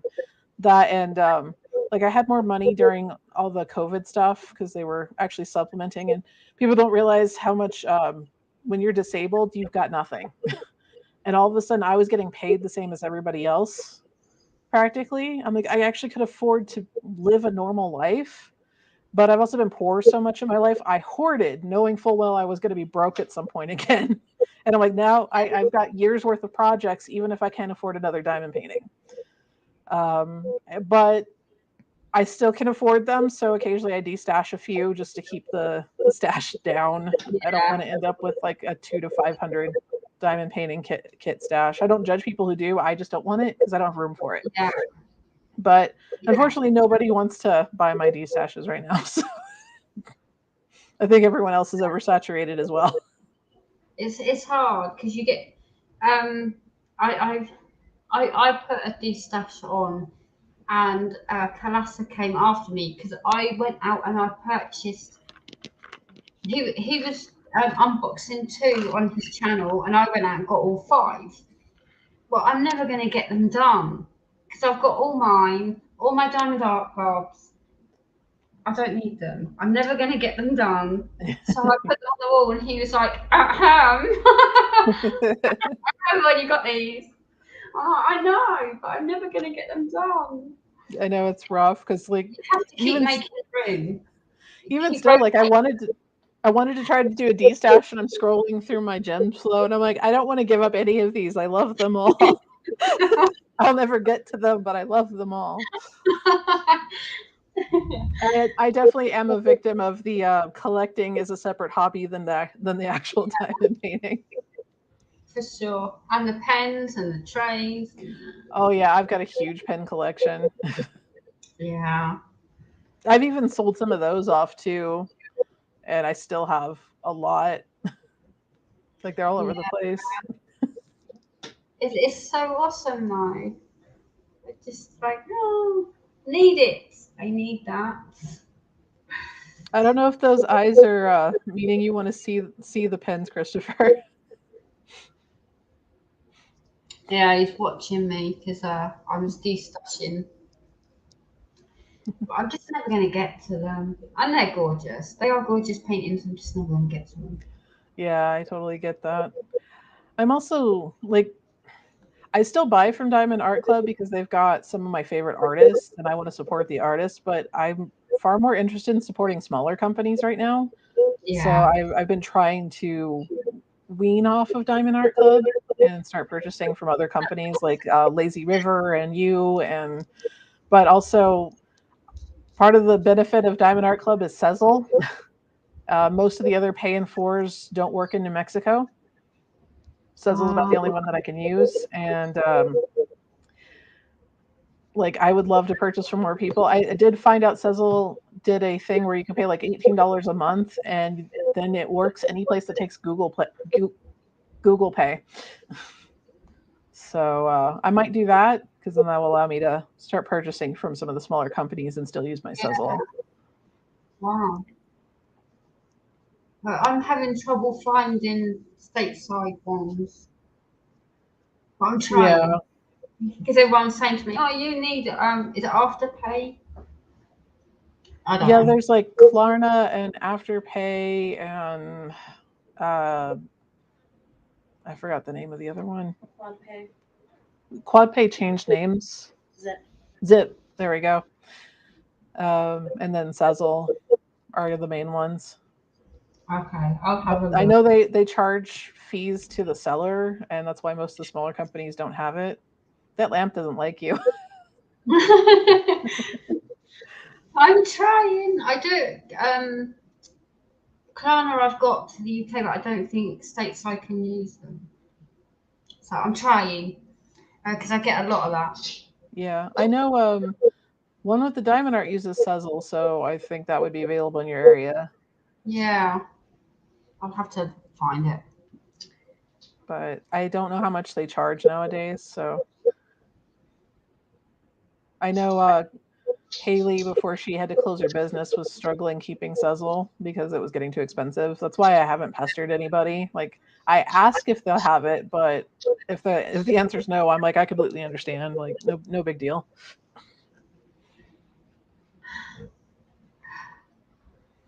But yeah, I couldn't afford diamond paintings nearly as often as I do if I didn't have the ability to split it up into payments. See, with Diamond Art Club, I don't have that option. I have to pay full whack. Hence, you miss out on a lot, and then people get annoyed. Which is one thing I made clear. Once I started this company, it's not just going to vanish. They will always be there. Yeah. people save up and then go, what? You've discontinued it now. Great, thanks. Yeah, it's not going to happen over. Yeah, that is. I do know Diamond Art Club really heavily relies on FOMO to make their sales, and it's effective. Like them removing the limited edition button means everybody assumes everything is limited edition now because you don't Yeah, know. So yeah, they made it even worse. they've nailed that strategy down. Yeah, but while it's effective at money making, it's kind of a sucky move. Like it's Yeah, also highly inconsiderate and like I get it for large marketing, but it really disconnects you from your customer base, in my opinion. yeah, Like because it's done out club then customers. yeah, There's you no become the customer. big corp at that point opposed to a company that's working with the community. Yeah, and I never want to lose that. I don't want to lose. Like it's the same with YouTubers. They start off like us, then Mhm. they're like, well, thank you for joining me. You're very lucky that I turned up today. They're like that, Yeah.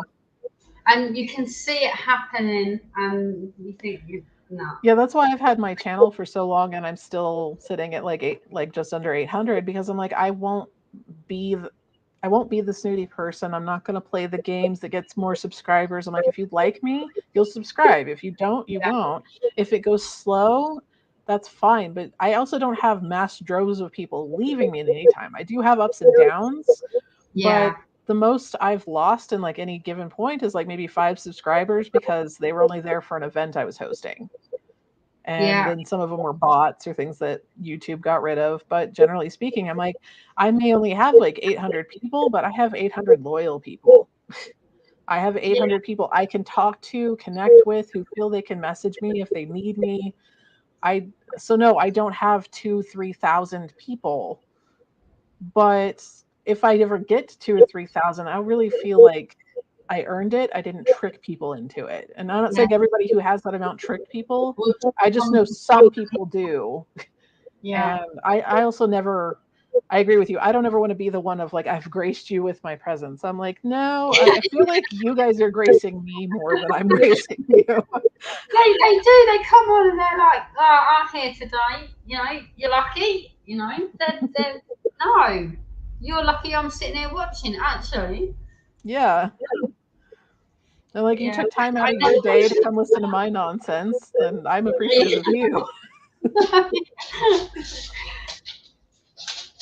But this, I think, again, a lot of you. I say a lot of YouTube. It's not a lot of YouTube. It can be very clicky, and Mm, unless I'm waiting for the day where they notice that my numbers are coming up, and then yeah, they're like, "Hey," and I'm going to be like, "No, thank you. Do one," because when I was asking for your help, where were you? exactly. Like I was told when I started YouTube, one of the best things to do is to get to know all the other YouTubers, which wasn't wrong. But in my opinion, get to know the other YouTubers was chat with, be friends, like be a sociable person with other YouTubers, um, not make deals with. Yeah, sell your soul too. Yeah, Yeah, and so I'm like, there were some YouTubers that had the same opinion as me, and we got to know each other, and I'm still friends with them, and we all support each other, and that's great. But there were some that it was like I just wasn't enough for them to waste their time on. And I'm like, that's not a good stance to take. I've had other people approach me who are just starting YouTube, and I'm like, if you need help, I'll help you. I've walked people through the whole process to get started. I've supported them when they were panicking. Like, I don't mind. It's yeah, hard. Starting the channel is hard. That first step sucks so yeah, bad. But once you get going, it's so much easier. It's just yeah, getting there. And I'm like, I don't need to know that someone's going somewhere in order to help them. I'm like, I just need to know that somebody needed help and they came to me for it. yeah. Yeah, That's all I I do the need. exact same here with these guys. There's a couple that were like, "Oh, I'm thinking about it," and I went do it. Just do it. It's the best thing I ever did. I mean, even if you put out 2 videos and decide you don't like it, you still didn't waste your time. You tried something. Yeah. And these guys have got me through more than they probably realise. You know, in my personal life, when I'm falling apart and I've come on, not feeling great, and then they're there. You know, I'm there for them equally. So it works both ways. Yeah, like when I've spent this last year barely putting up any videos on my channel. I assumed I would lose subscribers in droves. And what happened is I just didn't get many new subscribers because I wasn't drawing anybody in, but nobody left. Like, I didn't lose anybody for this. And that was shocking. So everyone's like, no, that's fine. We'll wait. You'll come back. Yeah. You've got a loyal base, and that's lovely. So that was very helpful. Like, with everything I'm going through, everything what I'm going through makes me feel very small and lost. And so it was nice to turn around and see the people I've been interacting with over the last couple of years just be compassionate. I needed that. Even if it's like a quiet compassion, they're not necessarily actively doing anything. It's just they're still there. Knowing that they're there for me was just so helpful. Yeah. And like, I want to be that same person for other people. Like, so I don't understand the snootiness I got from some when I was first starting out. No, I remember I reached out to K Diamond Paints, and she was chatting to me, and she was lovely. I don't know where she's gone. She's just I don't either. She vanished. She's completely vanished. But she was emailing me. She's chatting with me and everything. Rambling Rose was another one. And then all the other big ones were like, go away with your 200 subscribers. Who are you to encroach on my time? Why am I reading this email? Yeah, and I had one I'm not going to name, but I was actually pretty good friends with until she got big. And then it's like, occasionally she'll still stop and answer a question I have, but I went from friends to one of the masses. Like, and I understand, like, when you get big, you have a lot of responsibility, messages to answer, things like that. But I wasn't a friend to make time for anymore or anything like that. I was just yet another person bothering her. And like, she's polite about it, very polite about it. But I'm like, that helped me understand where I stood with her the whole time. Like, I was never really a friend. And that was kind of sucky. Yeah. And that realization hurts. It hurts. Yeah. But I have other of my YouTuber friends that started to get a little bit bigger, and they still, like, they're busy and they don't talk as much, but when we talk, it's definitely a friend conversation. Yeah. Like, I don't mind that your time is more limited now. I understand that. But I just want to feel like we're still the same friends we were before this happened. Yeah. Yeah, and that the friendship is there because everything came after, you know, the successes and everything. You were friends first. I've got a couple of really good YouTuber friends that I've met because they have YouTube. You know, along the way, you kind of just meet and become best friends. So, yeah, and now I have my artist friends too. Yeah, I have a lot of artist friends too. It's so weird. You've got a foot in each camp. A YouTube friend and an artist friend. What's really funny is, like, I have an artist that I followed for a long time that I absolutely adore. It turns out she's a fan of mine for my art. And it was just a weird flip. Like, I've been like one of her good fans for a while, and all of a sudden she's like, oh my God. Like, I have to get your stuff that just released. I need that. And I'm like, what just happened here? Oh, that's awesome. I actually have people, like, since Nyx is live, people realized that they could get signed prints of my art, and now I'm actually having to order prints and sign them and mail them out because I'm getting customers for that. It's so strange. Yeah. I never thought anyone would care about my autograph on anything. Yeah, she unboxed that. I think it came after your live, I think.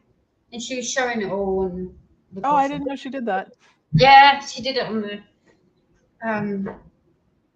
the live on the Saturday. I think it was the week after.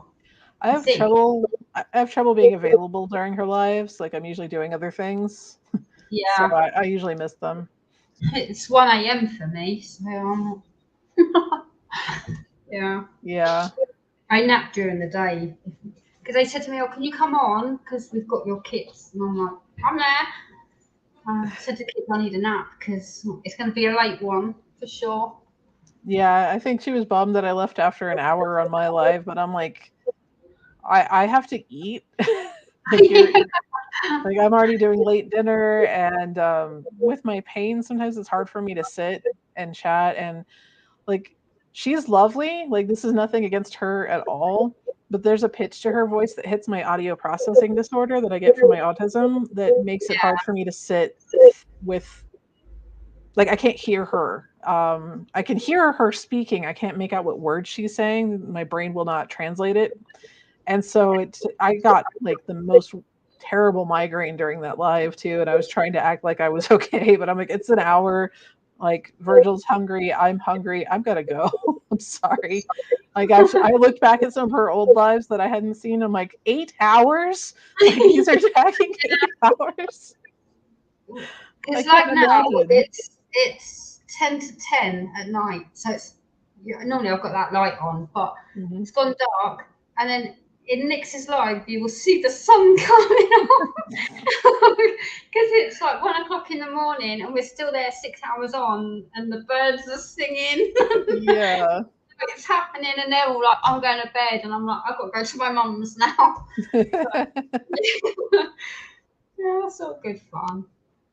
Yeah, I'm like I don't mind longer lives. My lives when I do them, which I don't usually do on YouTube, I usually do them on Instagram, which I haven't done in a while. I'm like mine are usually like an hour, hour and a half, and that's about it. Like the fact we're going for an hour and 45 and I'm still okay is like yay.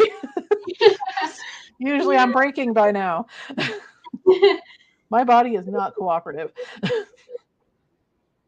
But Are you putting my unboxing up, Mr. Class? I've been waiting patiently, I might add. What are you unboxing? I want to know. Yeah. By the way, if you ever need a sneak peeky YouTuber, I volunteer. Okay. I love doing sneak peeks. I did one for Lazy River. I was supposed to do one for Enablish Outpost, but there was a complication. So technically I did it, but I couldn't put it up. So no. They sent me the wrong kit. Which, to be fair, the wrong kit was still amazing. Like, it was a kit that wasn't supposed to be all crystal, and I got it in all crystal.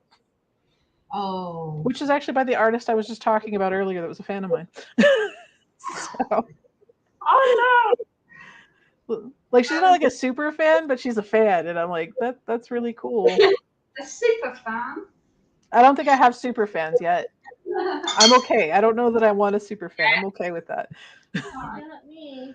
Uh-oh. Virgil claims to be a super fan. Yeah, there's time. I don't. No. Get back under there, because full crystal flower. That sounds pretty. Okay, so now the question is: would it be a sneaky peek of Nox Rilla's artwork or someone else's? I'd actually rather do someone else's. Like, I like supporting other artists too. Like, yeah, I show off a lot of my stuff on my channel anyway, so that'd be old news. Over there, it's not. You're not all. You know, I'm an artist. This is my artwork. This is mine. This is mine. You do all sorts on your channel. Oh yeah, I'm a big advocate for supporting artists in general. Like that's why it's actually why I do so many events is to support the other artists. 2 of my events are specific artists. Like Dark Vibes was Enhert, Anise Guerrero, Christopher Lovell, and Sarah Richter. Dainty Diamond Art is see why. Ivy Dolomore, Chrisabug, and Yume Art. Trying to help out different artists. I do unboxings for my favorite artists. I just did the one with Jeremy Neal showing off 2 of his diamond paintings and his tarot deck. Wow. I try to draw a lot of attention to artists, small businesses, so crafters, other things like that. Like I use my channel to point people in the direction of interesting stuff. That's literally the whole point of my channel, and the whole point of my events. So I like the idea of sneak peeking someone else's art too, just kind of spread the love. Interesting. I'll have to send you some images and you can choose. Ooh, sounds exciting. Yeah, I've got Shay did an unboxing. I get on really well with Shay, and you know, she had me on her live, and she's like, "So tell me about," you know, when I said, "Right, tell me about you," and you're like, "I do that." She's like, "Tell me about your company." Right, you have to ask me questions. I don't know where to. Good to know you respond the same way I did. Like, I don't know what do you want from me? What do you mean you haven't heard of me yet? Like, people tell me, they're like, "What? Tell me about yourself." I'm like, "Well, when I was born." Like, what do you want specifically? 3 years later, my mum had a brother.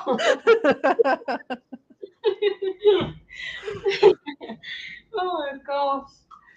Yeah, it is a bit open-ended, I guess. Well, the autism doesn't help between it and the ADHD. Prioritization is strange. So literally anyone asks me to just like an open-ended question, and I'm like, everything seems as important as anything. Yeah. Yeah. Oh. It's very. It definitely causes that stall response of I don't know. Yeah. They don't ask me for what my favorite of anything is, because I like so many things. My brain will immediately go, I don't. What was the question? Oh. I think that's why my art is also very sporadic and multi-themed. Yeah, but that's good because it like hits all different all different areas, you know. I think it confuses people though, because they're used to going to an artist for a theme. Like, you go to Christopher Lovell for a very specific dark vibe theme. You like, when he put the dolphins out, everyone was so confused. They're like, "Are you sure you labeled this right? This is like rainbow space dolphins, not dark and creepy. What did you do?"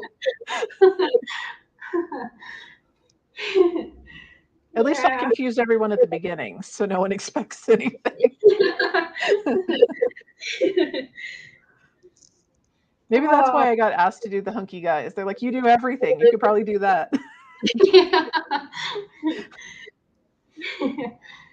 It's good. It's good because, like, you know, yeah, good. Like I say, it hits all different. You know, one necessarily might not speak to me, but the other one will in the same kind of. Yeah. And that's also kind of the approach I'm taking, is like, I want to communicate with a lot of people via my art.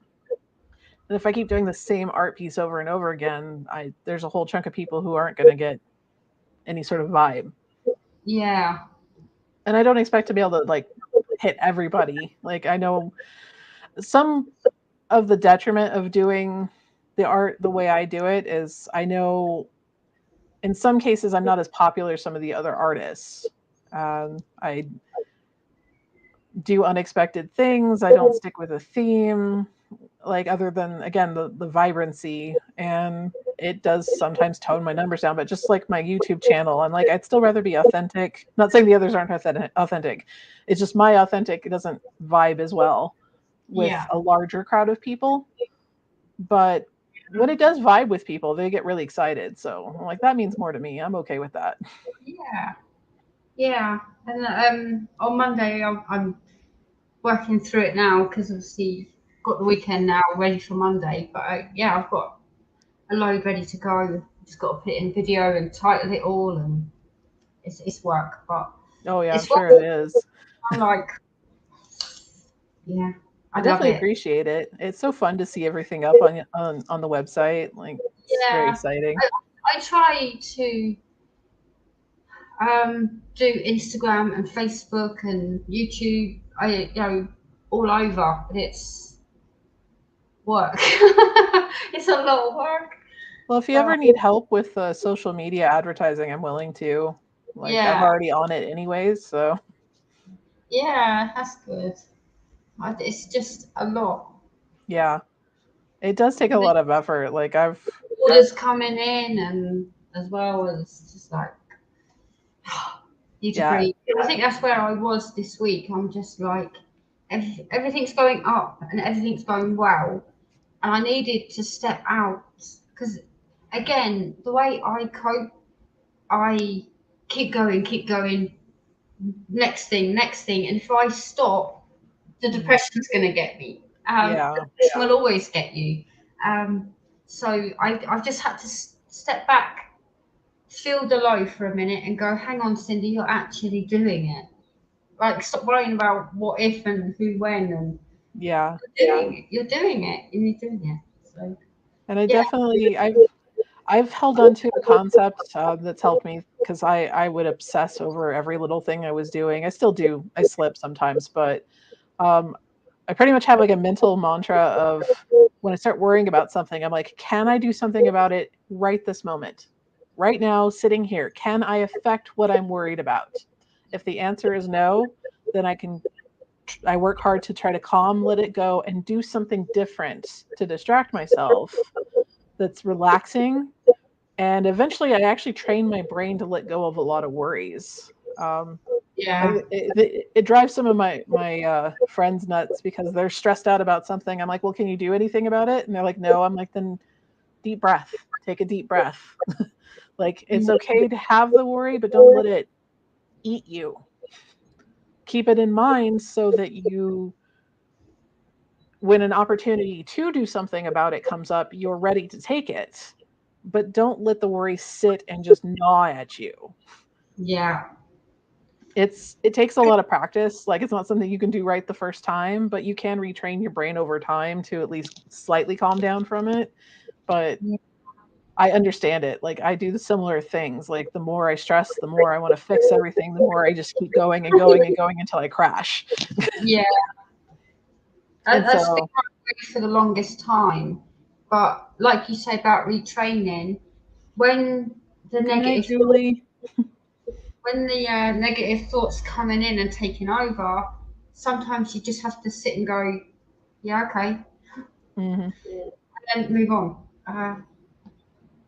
Yeah, it's horrible. Depression, Yeah. anxiety, it's a horrible thing. You have to come up with so many mental tricks to try to get through it. Like, every time I get real bad depression where I feel like nobody wants me, like I'm nagging everybody, like I'm just kind of the annoying person in everyone's life.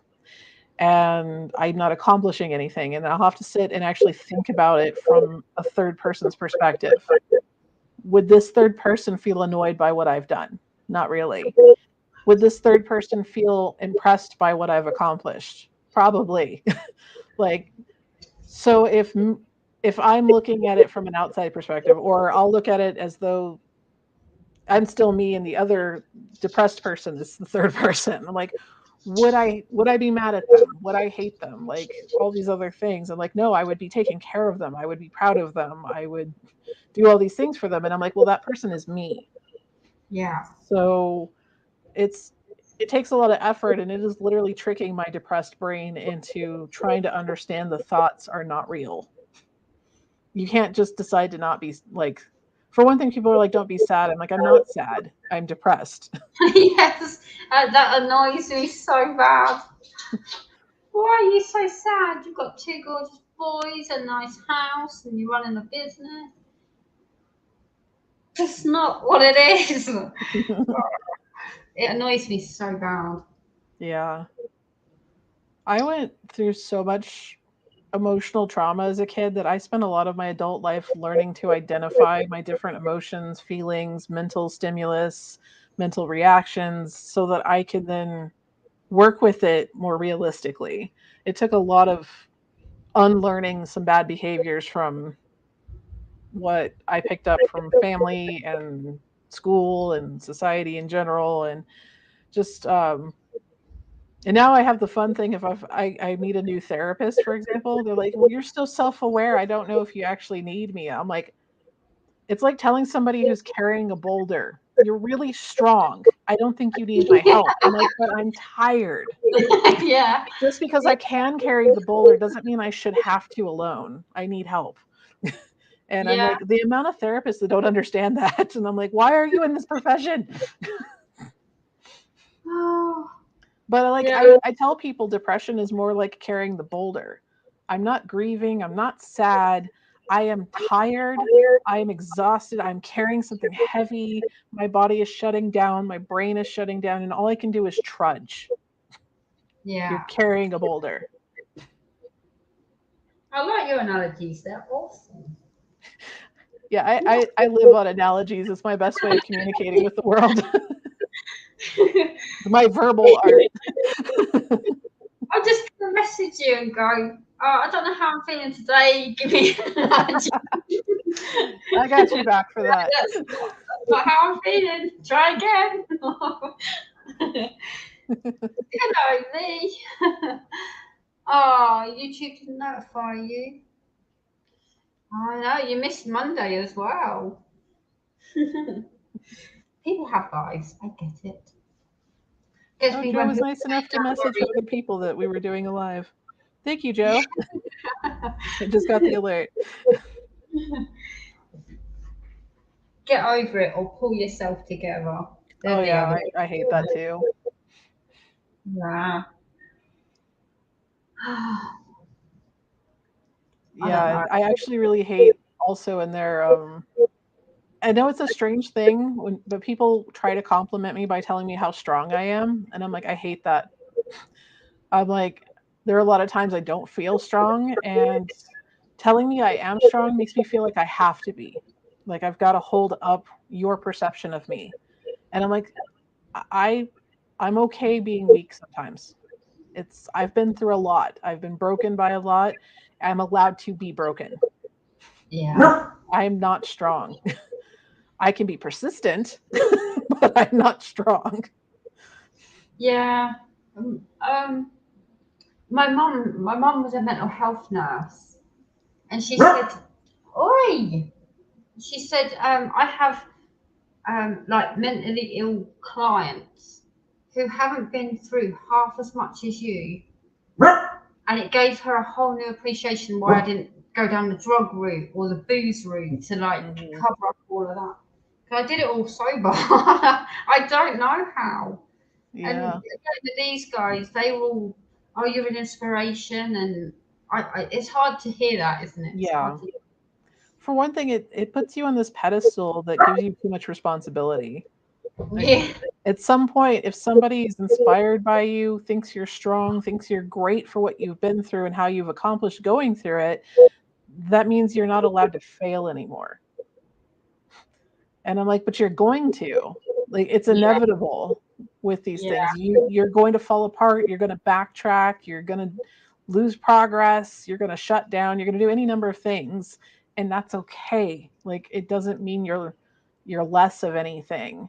And I think if people are going to be inspired by somebody, they should be inspired by their ability to fall apart as much as they are by your ability to put yourself back together. Yeah. Yeah. I think that's also why I'm so honest on my channel. Like, my intro even includes like the neuropathy, because I'm like, longer videos. You guys aren't seeing it here because my hands are down here, but I'm like, I've been sitting there doing this. Like, I will randomly spaz them out to try to stretch them out. I've been doing it with my arm over here. Like, I have all kinds of issues that give me weird tics. If you were to sit in a room with me, I'd be shifting, twitching, stretching, ticking,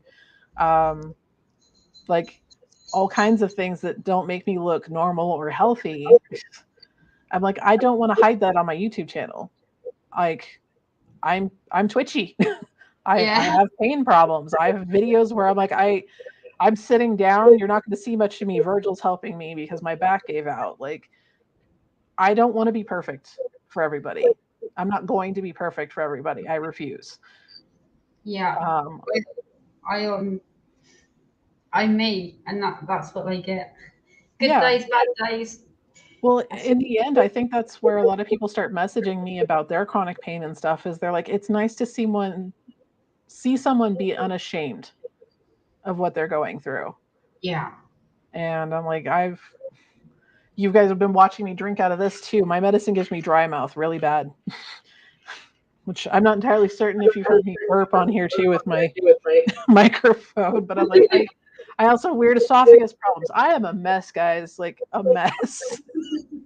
You do not want the whole list of my health problems. We don't even have the full list. Yeah, I know. Virgil said we don't even have the full list of, like, I don't even know all my health problems at this point.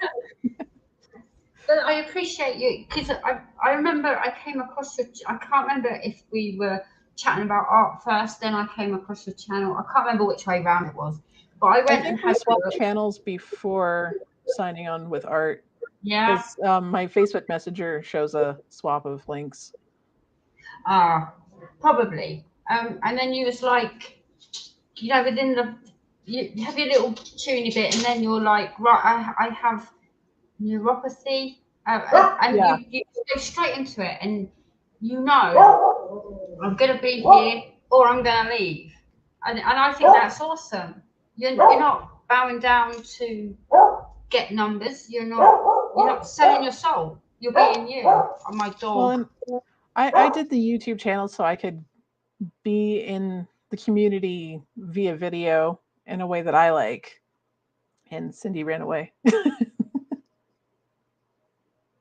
But yeah, I'm not doing YouTube to like make money or accomplish anything other than just expressing myself a way that I like to express in a way that connects with the community. So it's my way of being friends with people far away from me. Yeah, and it opens a lot of doors, and you're doing events of all different. I know I started making folders or sections. I call them folders. Started making sections, and you was like, the dark vibes is like these artists. So I was like, oh, okay. Yeah. I'll take it off, because obviously I can't license for those. But we've got the Blood, Gore, and Guts, which covers the same topic, but with no artist specificity. So. And you and Joe as well. Yeah. It's going to be awesome. And the Exploring AI Art event is not artist specific either. So. Okay. Cool. Yeah, that's it's going to be awesome. And I really hope that educates a lot of silly people. Well, unfortunately, most of the people who are being aggressive about it will also avoid it. So they're not going to learn much from it. But people who are on the fence, don't know what's going on, have a place they could go to find out. And then the people who already know and like the AI artists can also go and interact and show off what they've already bought. And like the artists themselves can sneak peek some of their art there. Even potentially license it out to people for customs if they're interested. Like Virgil actually has some art for free in the Facebook group that you can snag for a custom that he just offered. So it's up in the featured section if you guys want to check it out. All you have to do is search in Facebook hashtag exploring AI art DP. Let's see if I can find it. I'm not very fast at this stuff. I would put it in, but I'm not a mod. I'll have to make you one.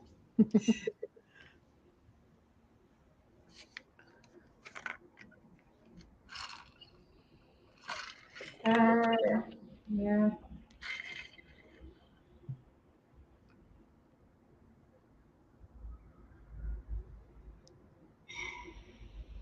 I don't know who that lady is. I'm catching up on comments for a moment. There was a lot going that I just missed. I'm glad you're enjoying the live, Joe. Like, I can ramble on and on about my perspective on the world, and I usually annoy people with it, but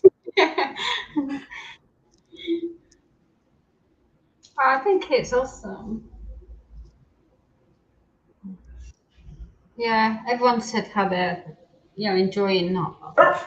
Oh God, my dog.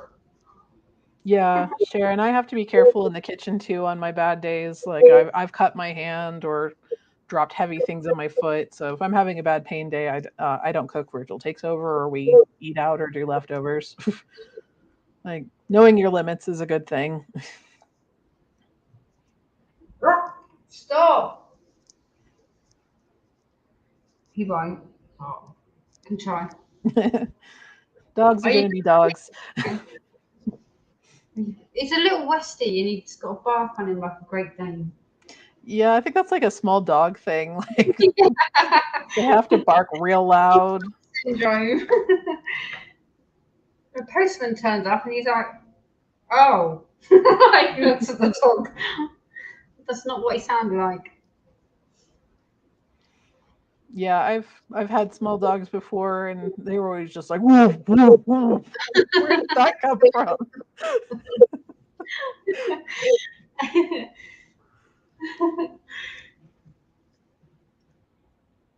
But yeah, in my condition, I can't really take care of pets very well, so don't have any currently. This I is have a cat. I got lumbered with my mum's dog because she was working and felt bad for him, and now when she has him, he's like, "Where are the kids?" Like,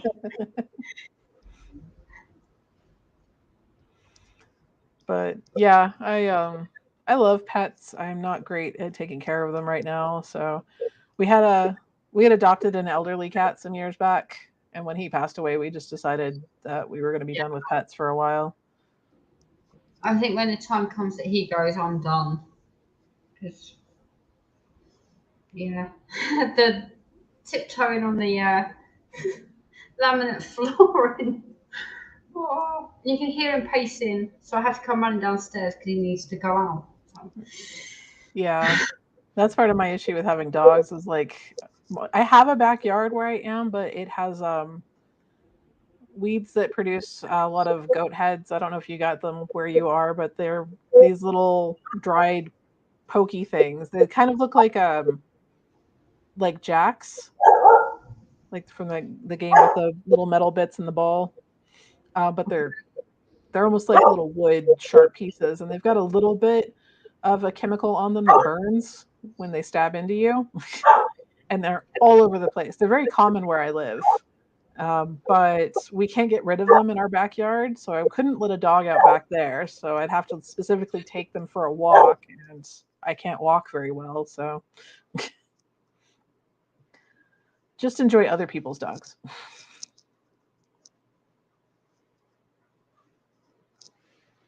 Virgil's being very quiet over there. It's concerning me. Huh? You're being very quiet. I'm not paying attention. Oh, is that why you're quiet? Yeah. Okay, Virgil's not paying attention to us. And Asher left. He ran away. And now we lost Cindy, so it's all me. I feel the pressure, guys. I want to show off other things then. What do we have to show off? Show off the pen I got for the. Oh, Cindy came back. Sorry, I was getting him in. He was out there barking at fresh air. I don't know. Sharon says that she loves your name. Virgil gives you thumbs up.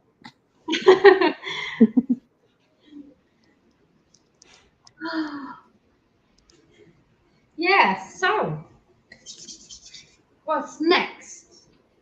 I don't know. I don't either. Questions. I'm not that interesting. I don't know that I have more. I always say, oh, I don't go out much. I don't do anything, and yeah. Yeah, I think my big new thing is I bought Diablo 4, so I'm playing that. But I've barely started, so I don't have anything to say. Everybody like on my channel knows that I'm a big Shadowrun player, which is like D&D, but it's sci-fi cyberpunk style, but with magic. But it plays very similarly to D&D. And I've been playing that for years, and everyone's like, I want to hear about it. And I'm like, you know how convoluted the story is after years of playing the same game? Like, we've literally made a multiverse of our games. So like I have to explain realities and reality jumping, and like we've overcomplicated it so much that I'm like, I don't know that I could talk about it. And everyone's like, but I want to know. I'm like, I don't know. Plus, we like our realism, and if you're living in a very dystopian world, things get dark. I'm like, I'm not entirely sure I should say a lot of the things that go on in game over YouTube. Like there's violence, murder, sex. Like that's not casual conversation here. So like that's one of the main things that I do in my free time. So if I can't talk about that, then I'm like, I did some grocery shopping online.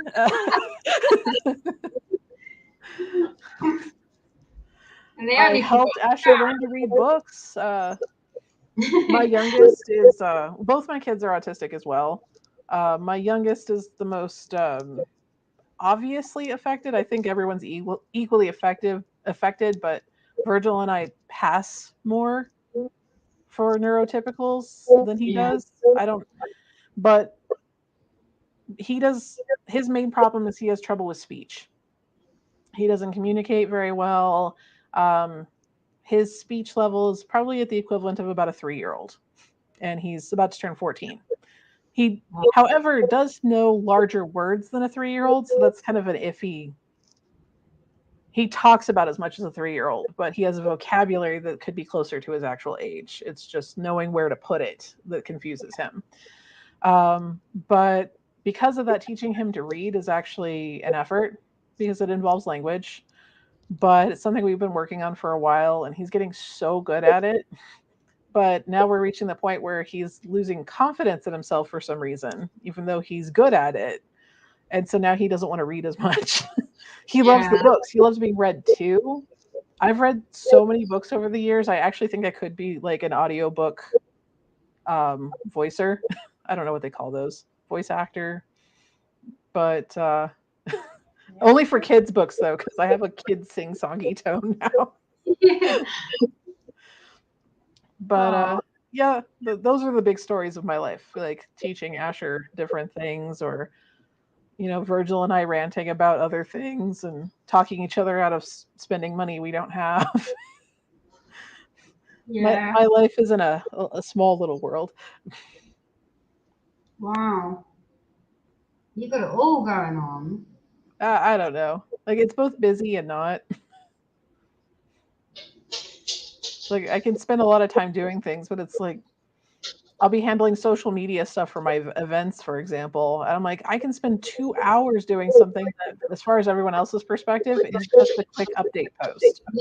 I'm like, but I had to make visual cards to get people's attention. I had to figure out how to word it, pick out timing, do like all kinds of prep work around it, and then make sure it's on all of the different social medias that I run, so everybody's aware of everything. But like, this took me an hour or two to do. It was just for a quick post. So I'm busy, but telling the story about it is not all that exciting. Yeah, and like you say, they think it's just posted 5 minutes ago because you made it 7 minutes ago. It's not that easy. Yeah. I'm like trying to tell people when I do YouTube videos too, it's like part of the reason I had to take a break is like I can film a 20 to 30 minute video and it's going to take me 45 minutes to an hour to edit. And then I've got to upload it onto my phone and then upload it onto YouTube and then write out all the description stuff and make sure I've got all the appropriate links. And then once it's on YouTube, I've then got to post it to all the social media so people are aware that I put up a video. And I'm like, this may have been a 20-minute video, but this was hours worth of work. Yeah. That's fact. And then making the thumbnail. Yeah. Oh. Yeah. So much effort. It isn't easy. It isn't easy.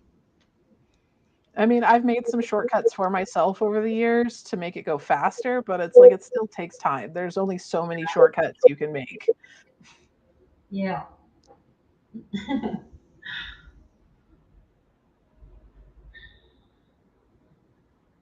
Oh, I should really keep up on the comments. Like I keep forgetting to look down. How am I finding Diablo so far? I've only played for like a little less than 2 hours, but I'm enjoying it so far. It's the first Diablo that actually had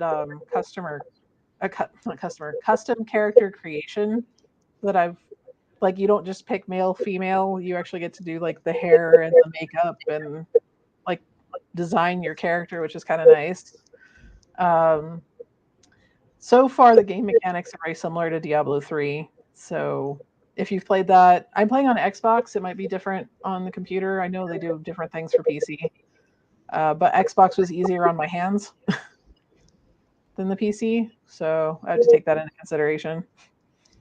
But yeah, the design is really nice. It's the only problem I'm having is occasionally like glitching. It'll put little flares of pixels in there, and I don't know if that's my system or their game trying to load too much with too little processing power.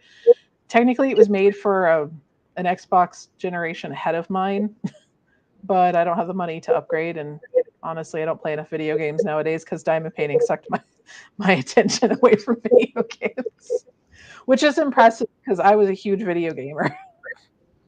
Wow. But yeah, Yeah. but diamond painting. I love hers, and yeah, I'm not a gamer. I don't play anything. I love games in general. Art and games are kind of my thing, which sometimes in my head are not different from each other.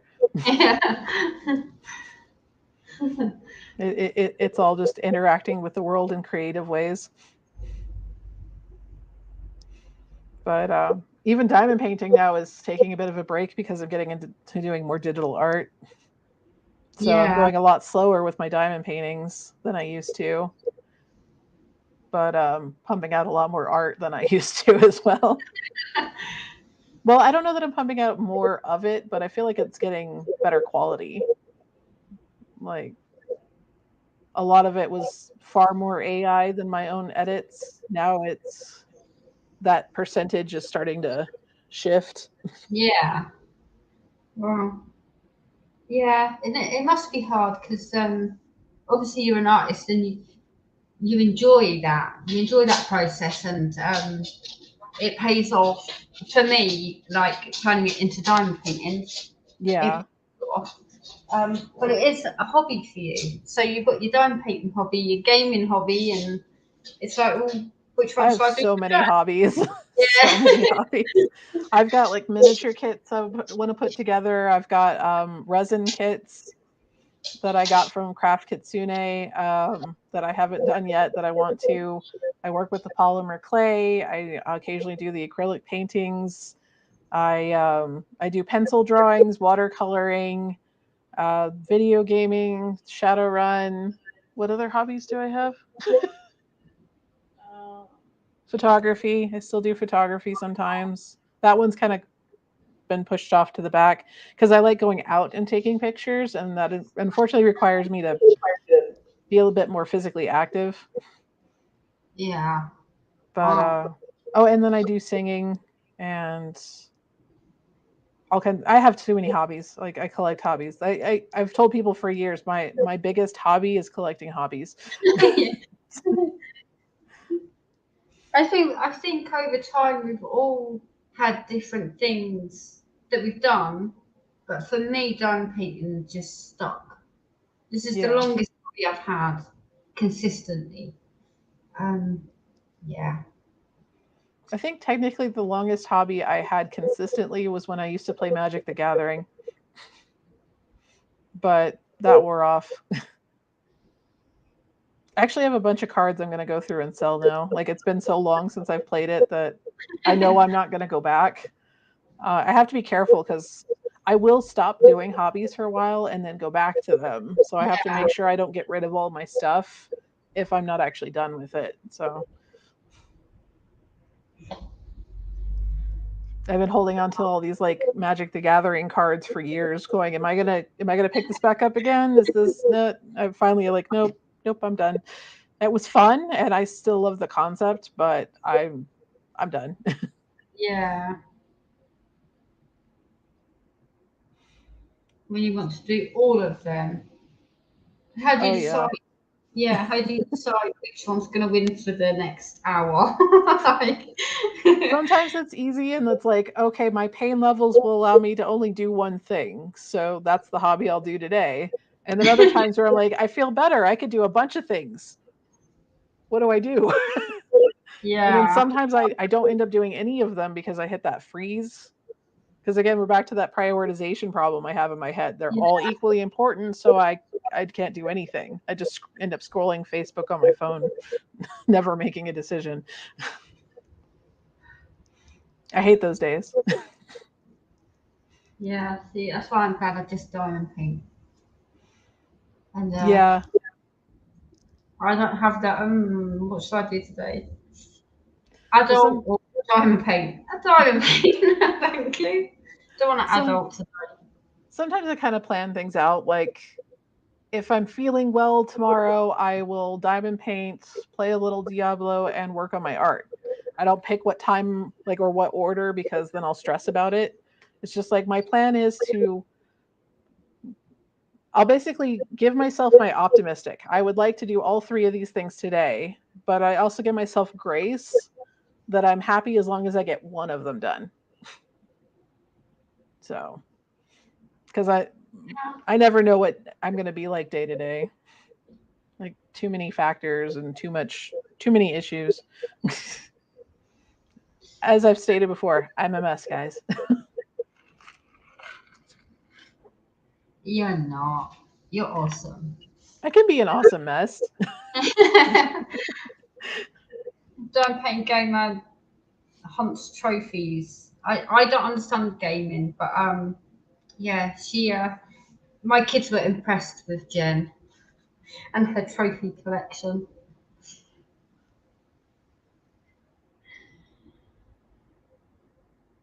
I attempted to get that one in Mad Max, got to the one where the car had to be in air for 20 seconds or something. I tried so many times and got mad. Gave up.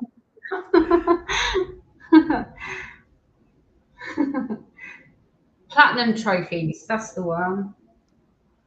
The days when you feel well, try to get everything done, and hurt all the next day. Yeah, I do that a lot too. Just like, oh, it's a good day, I can do stuff, like run around, be productive, and then get to the end of the day and you're like, what did I do? Like, why did I do that? Actually, sort of did that yesterday. Like, I wasn't feeling well, but I was feeling motivated and got a bunch of stuff done. And by the end of the day, I'm like, I can't move. I'm going to sit here and I'm not moving. Yeah. I find that, like, when the house, my house it's messy. And that's because I have the kids 24/7. Mm-hmm. Then they can't even pick up after themselves. And it was getting me more and more down. And then I get overwhelmed and I just sit in mess. And then I think, right, no, I'm done. And then I spend 2 days stop cleaning the house. And I sat them two down and said, look, you're 20 and 14 now. Get a grip of yourself. I came down the next day. Wow, your kids are the same age as mine. I went to bed, came down in the morning, and Reese was dressed. And I think I'm dreaming. I went back upstairs, came because he's normally in pajamas. Mm-hmm. Came back down, he still sat here and he was dressed. And I went, good lad. I went in the kitchen and Carl's putting plates away. And I went, can you see me? And he said, yeah. I thought I died. I was dressed and the other was putting stuff away. Like, my rant worked, and here we are. I had to lose it with them to gain back control, I guess. Yeah, unfortunately that happens sometimes. Like we get Yeah, stuck in ruts of I'll just handle it because I don't have the energy to argue, and then inevitably that creates a habit in the other's minds that it will be handled. I don't need to worry about it. yeah, And sometimes you have to like have that sit down of no, this cannot continue this way. And like I hate when that happens, but I've had to do that too. yeah. I'm too soft with them. I know I am, but I'm too soft with them because of my upbringing. Mine was extremely hard and painful. Yeah. I want, how far is too far for them to be scarred, and that's daft. Because obviously they need to learn how to use a washing machine for when they move out. It wouldn't hurt them, would it? Do you know what I mean? But Yeah, I understand that same panic. I do the same thing. I'm like, I don't want to put you through what I went through, but where now I was never taught the line correctly. So trying to find the line is hard. yeah, Like I want you to be comfortable. I want you to experience compassion and patience.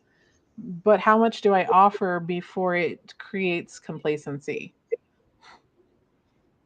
It's like I don't want to have a sense of punishment in the house, but I do want a sense of consequence, if that makes any sense. Like I an example when Virgil was 5, he used to be really rough putting like DVDs back in their cases, and I tried to explain to him like be be gentler. He was like 5 or 6, and he just like crammed it in one day and actually finally broke a DVD. Instead of getting like mad or anything, I was like, we're going to go with consequence. If you break something, then the consequence that an adult would suffer is you need to apologize and replace it. And in order to replace it, you need money. So, how does a 6-year-old get money? We made a chore list that was appropriate for his age, gave a certain amount of money that would be earned for each chore, and he had to earn that money. We found the cheapest replacement on Amazon because it was just a used disc to begin with, so it wasn't very expensive. It was like $6 to replace it.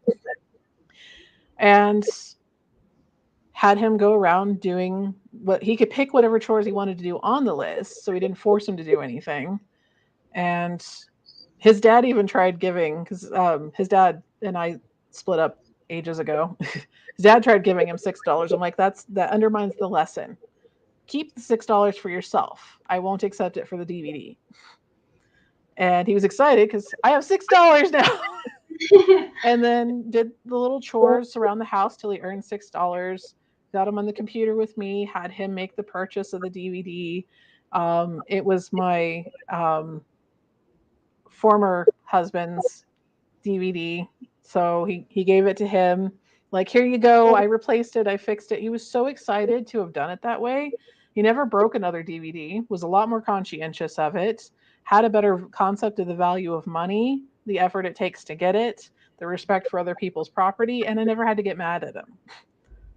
And like that's the approach I try to take with both of my kids yeah, as much as possible is the concept of consequence. It sounds severe. Everyone treats consequences like consequence. And I'm like, no, it's cause and effect. yeah, As an adult, if I do a thing, does it create a positive or negative consequence? And if it's negative, what do we do about it? And sometimes, though, it's like that does take a lot of effort. And if I'm exhausted, I know I have a habit of just letting things slide sometimes.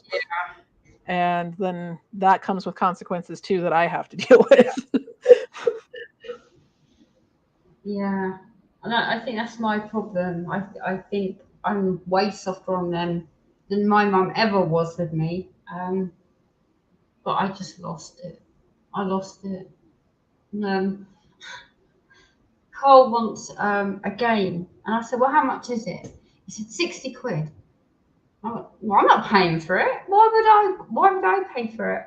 And he went, "Oh, I have to get a job," and he got a job. And There I'm you like, go. "Why didn't you do that?" Mum was still going, "Why did you sat here for months? Now you want something, you've got a job." Yeah, you got to provide motivation. Yeah. You want a thing, you got to go figure it out yourself. That was actually something that was really hard for me, is not helping as much. Like I want to offer help. Like, there's a problem here, let me show you how to do it. And I actually reached a point where I'm like, you know what? My way of helping is now going to be, see what you can do without me until you can't get any further, and then I will come help. Yeah. And it actually worked out really well. It was very hard for me. I was very tense and anxious the whole time, but like, when Virgil was learning to cook things, I would start doing that. He actually ended up learning some really creative things. He actually cooks some things better than me. And I was raised by a chef. And cooking, there's another hobby I forgot to throw in there. Because he was allowed to explore it for himself without me inputting my way of doing things. But then sometimes he'd get stuck and I'd go help at that point, and that was great. Like, because I do have a lot of experience that's helpful. But the nice thing about cooking is that creativity is also extremely important. And you can't be creative if I've told you how to do things my way. Yeah. Wow. So it's sometimes I have to stop and remind myself to back off or to step up, or like, it's me learning lines that I never had, like I said before. So I totally understand. And Yeah. Wow. It is nice to know again that I'm not the only one. Because, you know, definitely not. well, do you think that, oh, you know, everyone else has got this sword? But yeah, it's nice to know that you're not the only one. Yeah, I feel like most of my parenting journey has been either being too soft or snapping when I shouldn't have, because I got so stressed. And you know, people don't talk a lot about parenting when you have PTSD or neurodivergence. I get so overstimulated when I was parenting that I had to walk away and take breaks. Like, I know every parent needs to, but I like, also the interesting thing, like I've been through the kind of trauma that causes me a bit of touch phobia. Like, I love physical contact, but I'm also terrified of it. So hugs are very difficult for me. And then when you've got kids using you as a jungle gym, when you have serious touch phobia problems, it can get overstimulating. And even if you can handle the jungle gym moment, that means it took a lot of energy away from you to handle the next thing that comes up.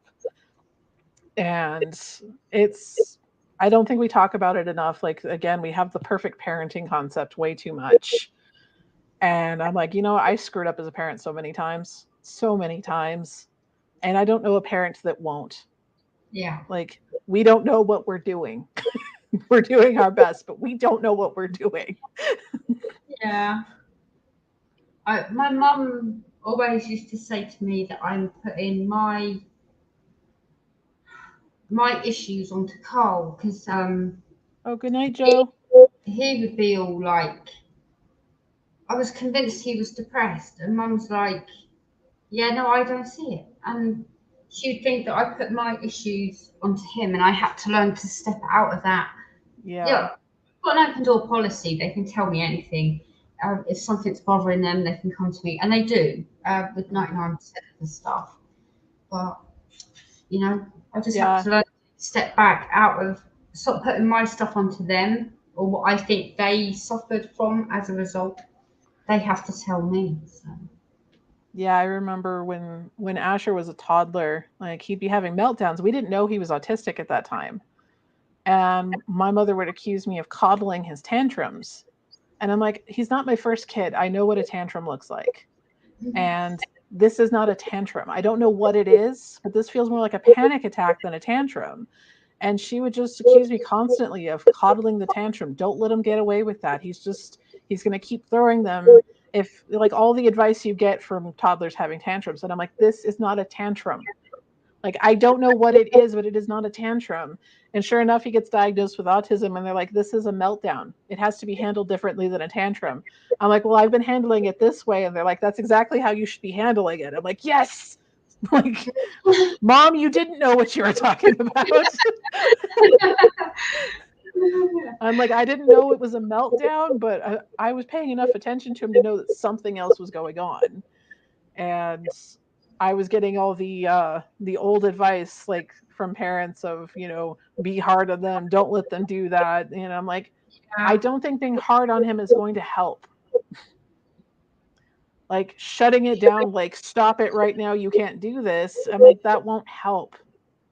It's only like it will make it worse. He's not hearing me right now because he's lost in his head. And she was not understanding me. And I'm like, so when I was learning more about meltdowns, it's like everything I was seeing with him was what was happening. And all the techniques for meltdowns is more about compassion and patience and trying to remove the excess stimulation that's causing it and till they can calm down and re-regulate. And then you can maybe discuss what happened. But until they've calmed down and re-regulated, any lesson about the tantrum that they're throwing is not going to be heard. And then I realized that I was having meltdowns. Like in my life, certain things I had done was meltdowns. And I'm like, no wonder I was handling it poorly as a young adult because I didn't know what it was. And I wasn't treating it right. Now when I have a meltdown, I can get it handled in a few minutes usually because I know what it is and how to help it. So it's like, wow, that's really helpful. I'm like a much calmer person now. And Asher is too. Like once I was able to handle his meltdowns more specific to his needs and got him in an environment that was healthier for him, he doesn't have them. Yeah. That's exactly what happened with Reese. I was constantly saying, hurry up and eat your dinner, walk faster, stop dawdling, as a kid growing up. Then one day I went to the school and I said, do you think that Reese is on the spectrum? And she said, what makes you say that? He was 9, I think, 8 or 9. And he was crawling under the chairs. Any other child would have been sat with their mum. But he was crawling, and I just went like that. He's crawling under the chairs right now. And she said, yeah, I think you might have a point there. So we've got him diagnosed, and he did come out with ADHD. And then I went to a course, and they're like, the negative, hurry up and eat your dinner. The minute I changed that and just let him take his time eating his dinner, no, that's going to get cold, hurry up and eat it. The minute I stopped that, the atmosphere in the house changed. Yeah. And then our relationship changed and it became so much better. And yeah, my it's mum, funny how small changes like that help. It's the naughty child syndrome. They're just naughty children seeking like, get off your mum, because he's constantly hugging me.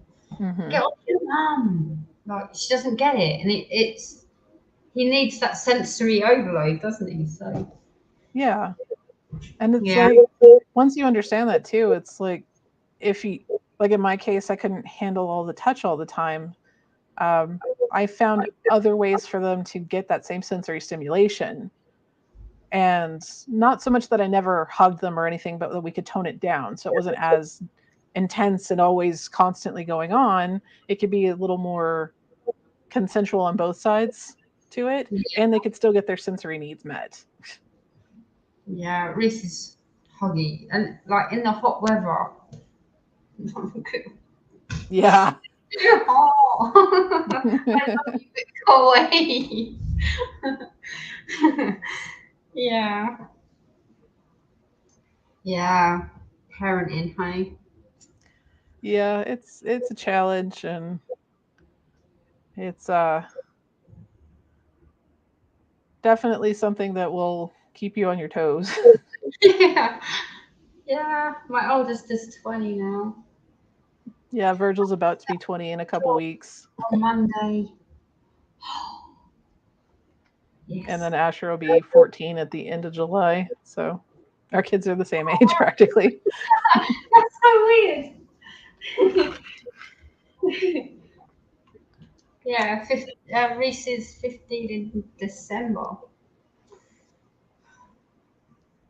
It's, as much as it's hard, time's just gone from them being babies to like being here.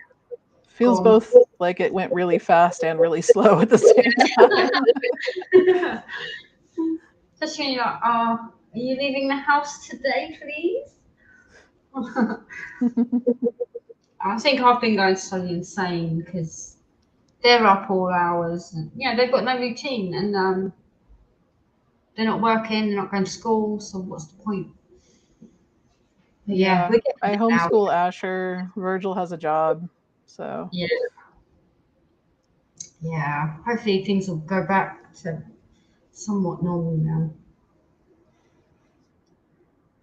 yeah, Asher actually loves his routines, thankfully. Yeah. Although the downside is we have to change the routine. There's a whole process.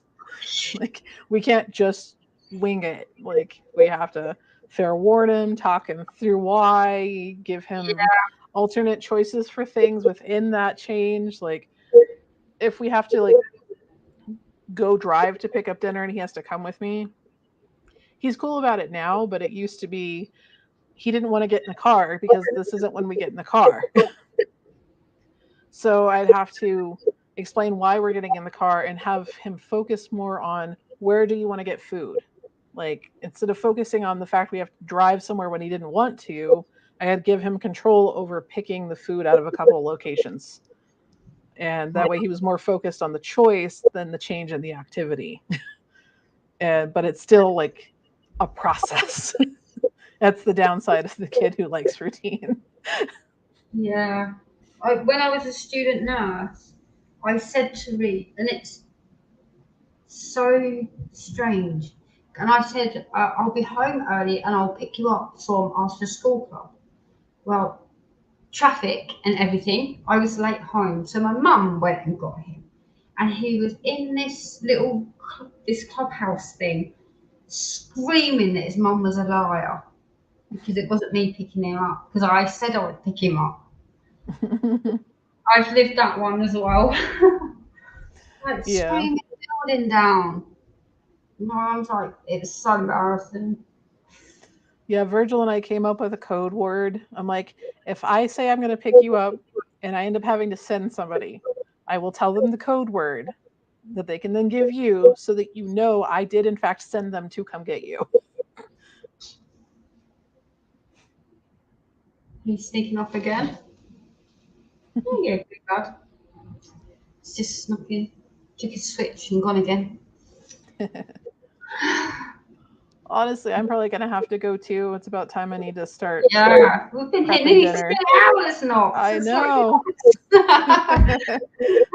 I will put your links in the description. I think I did already. If I haven't, I will put your links in the description and put them in chat before I Joe's going. But I appreciate that. Yeah.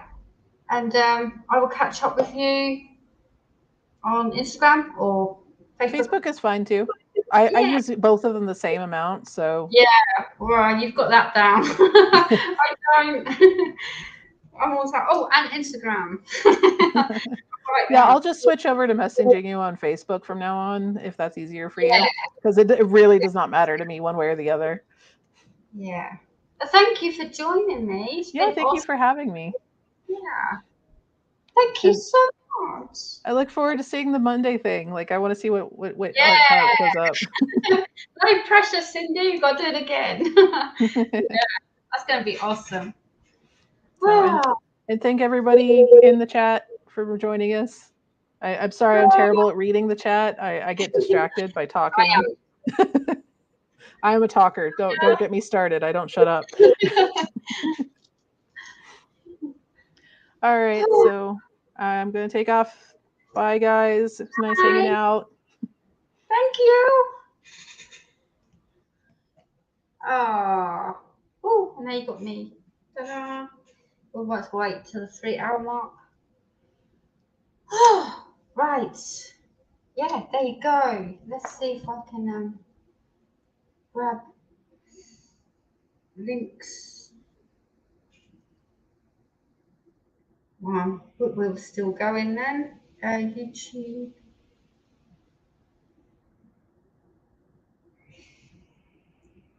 So how is everyone doing? Ooh, 798. Can we get her to 800? 2 more, guys. And then I'm not very good at all this modding.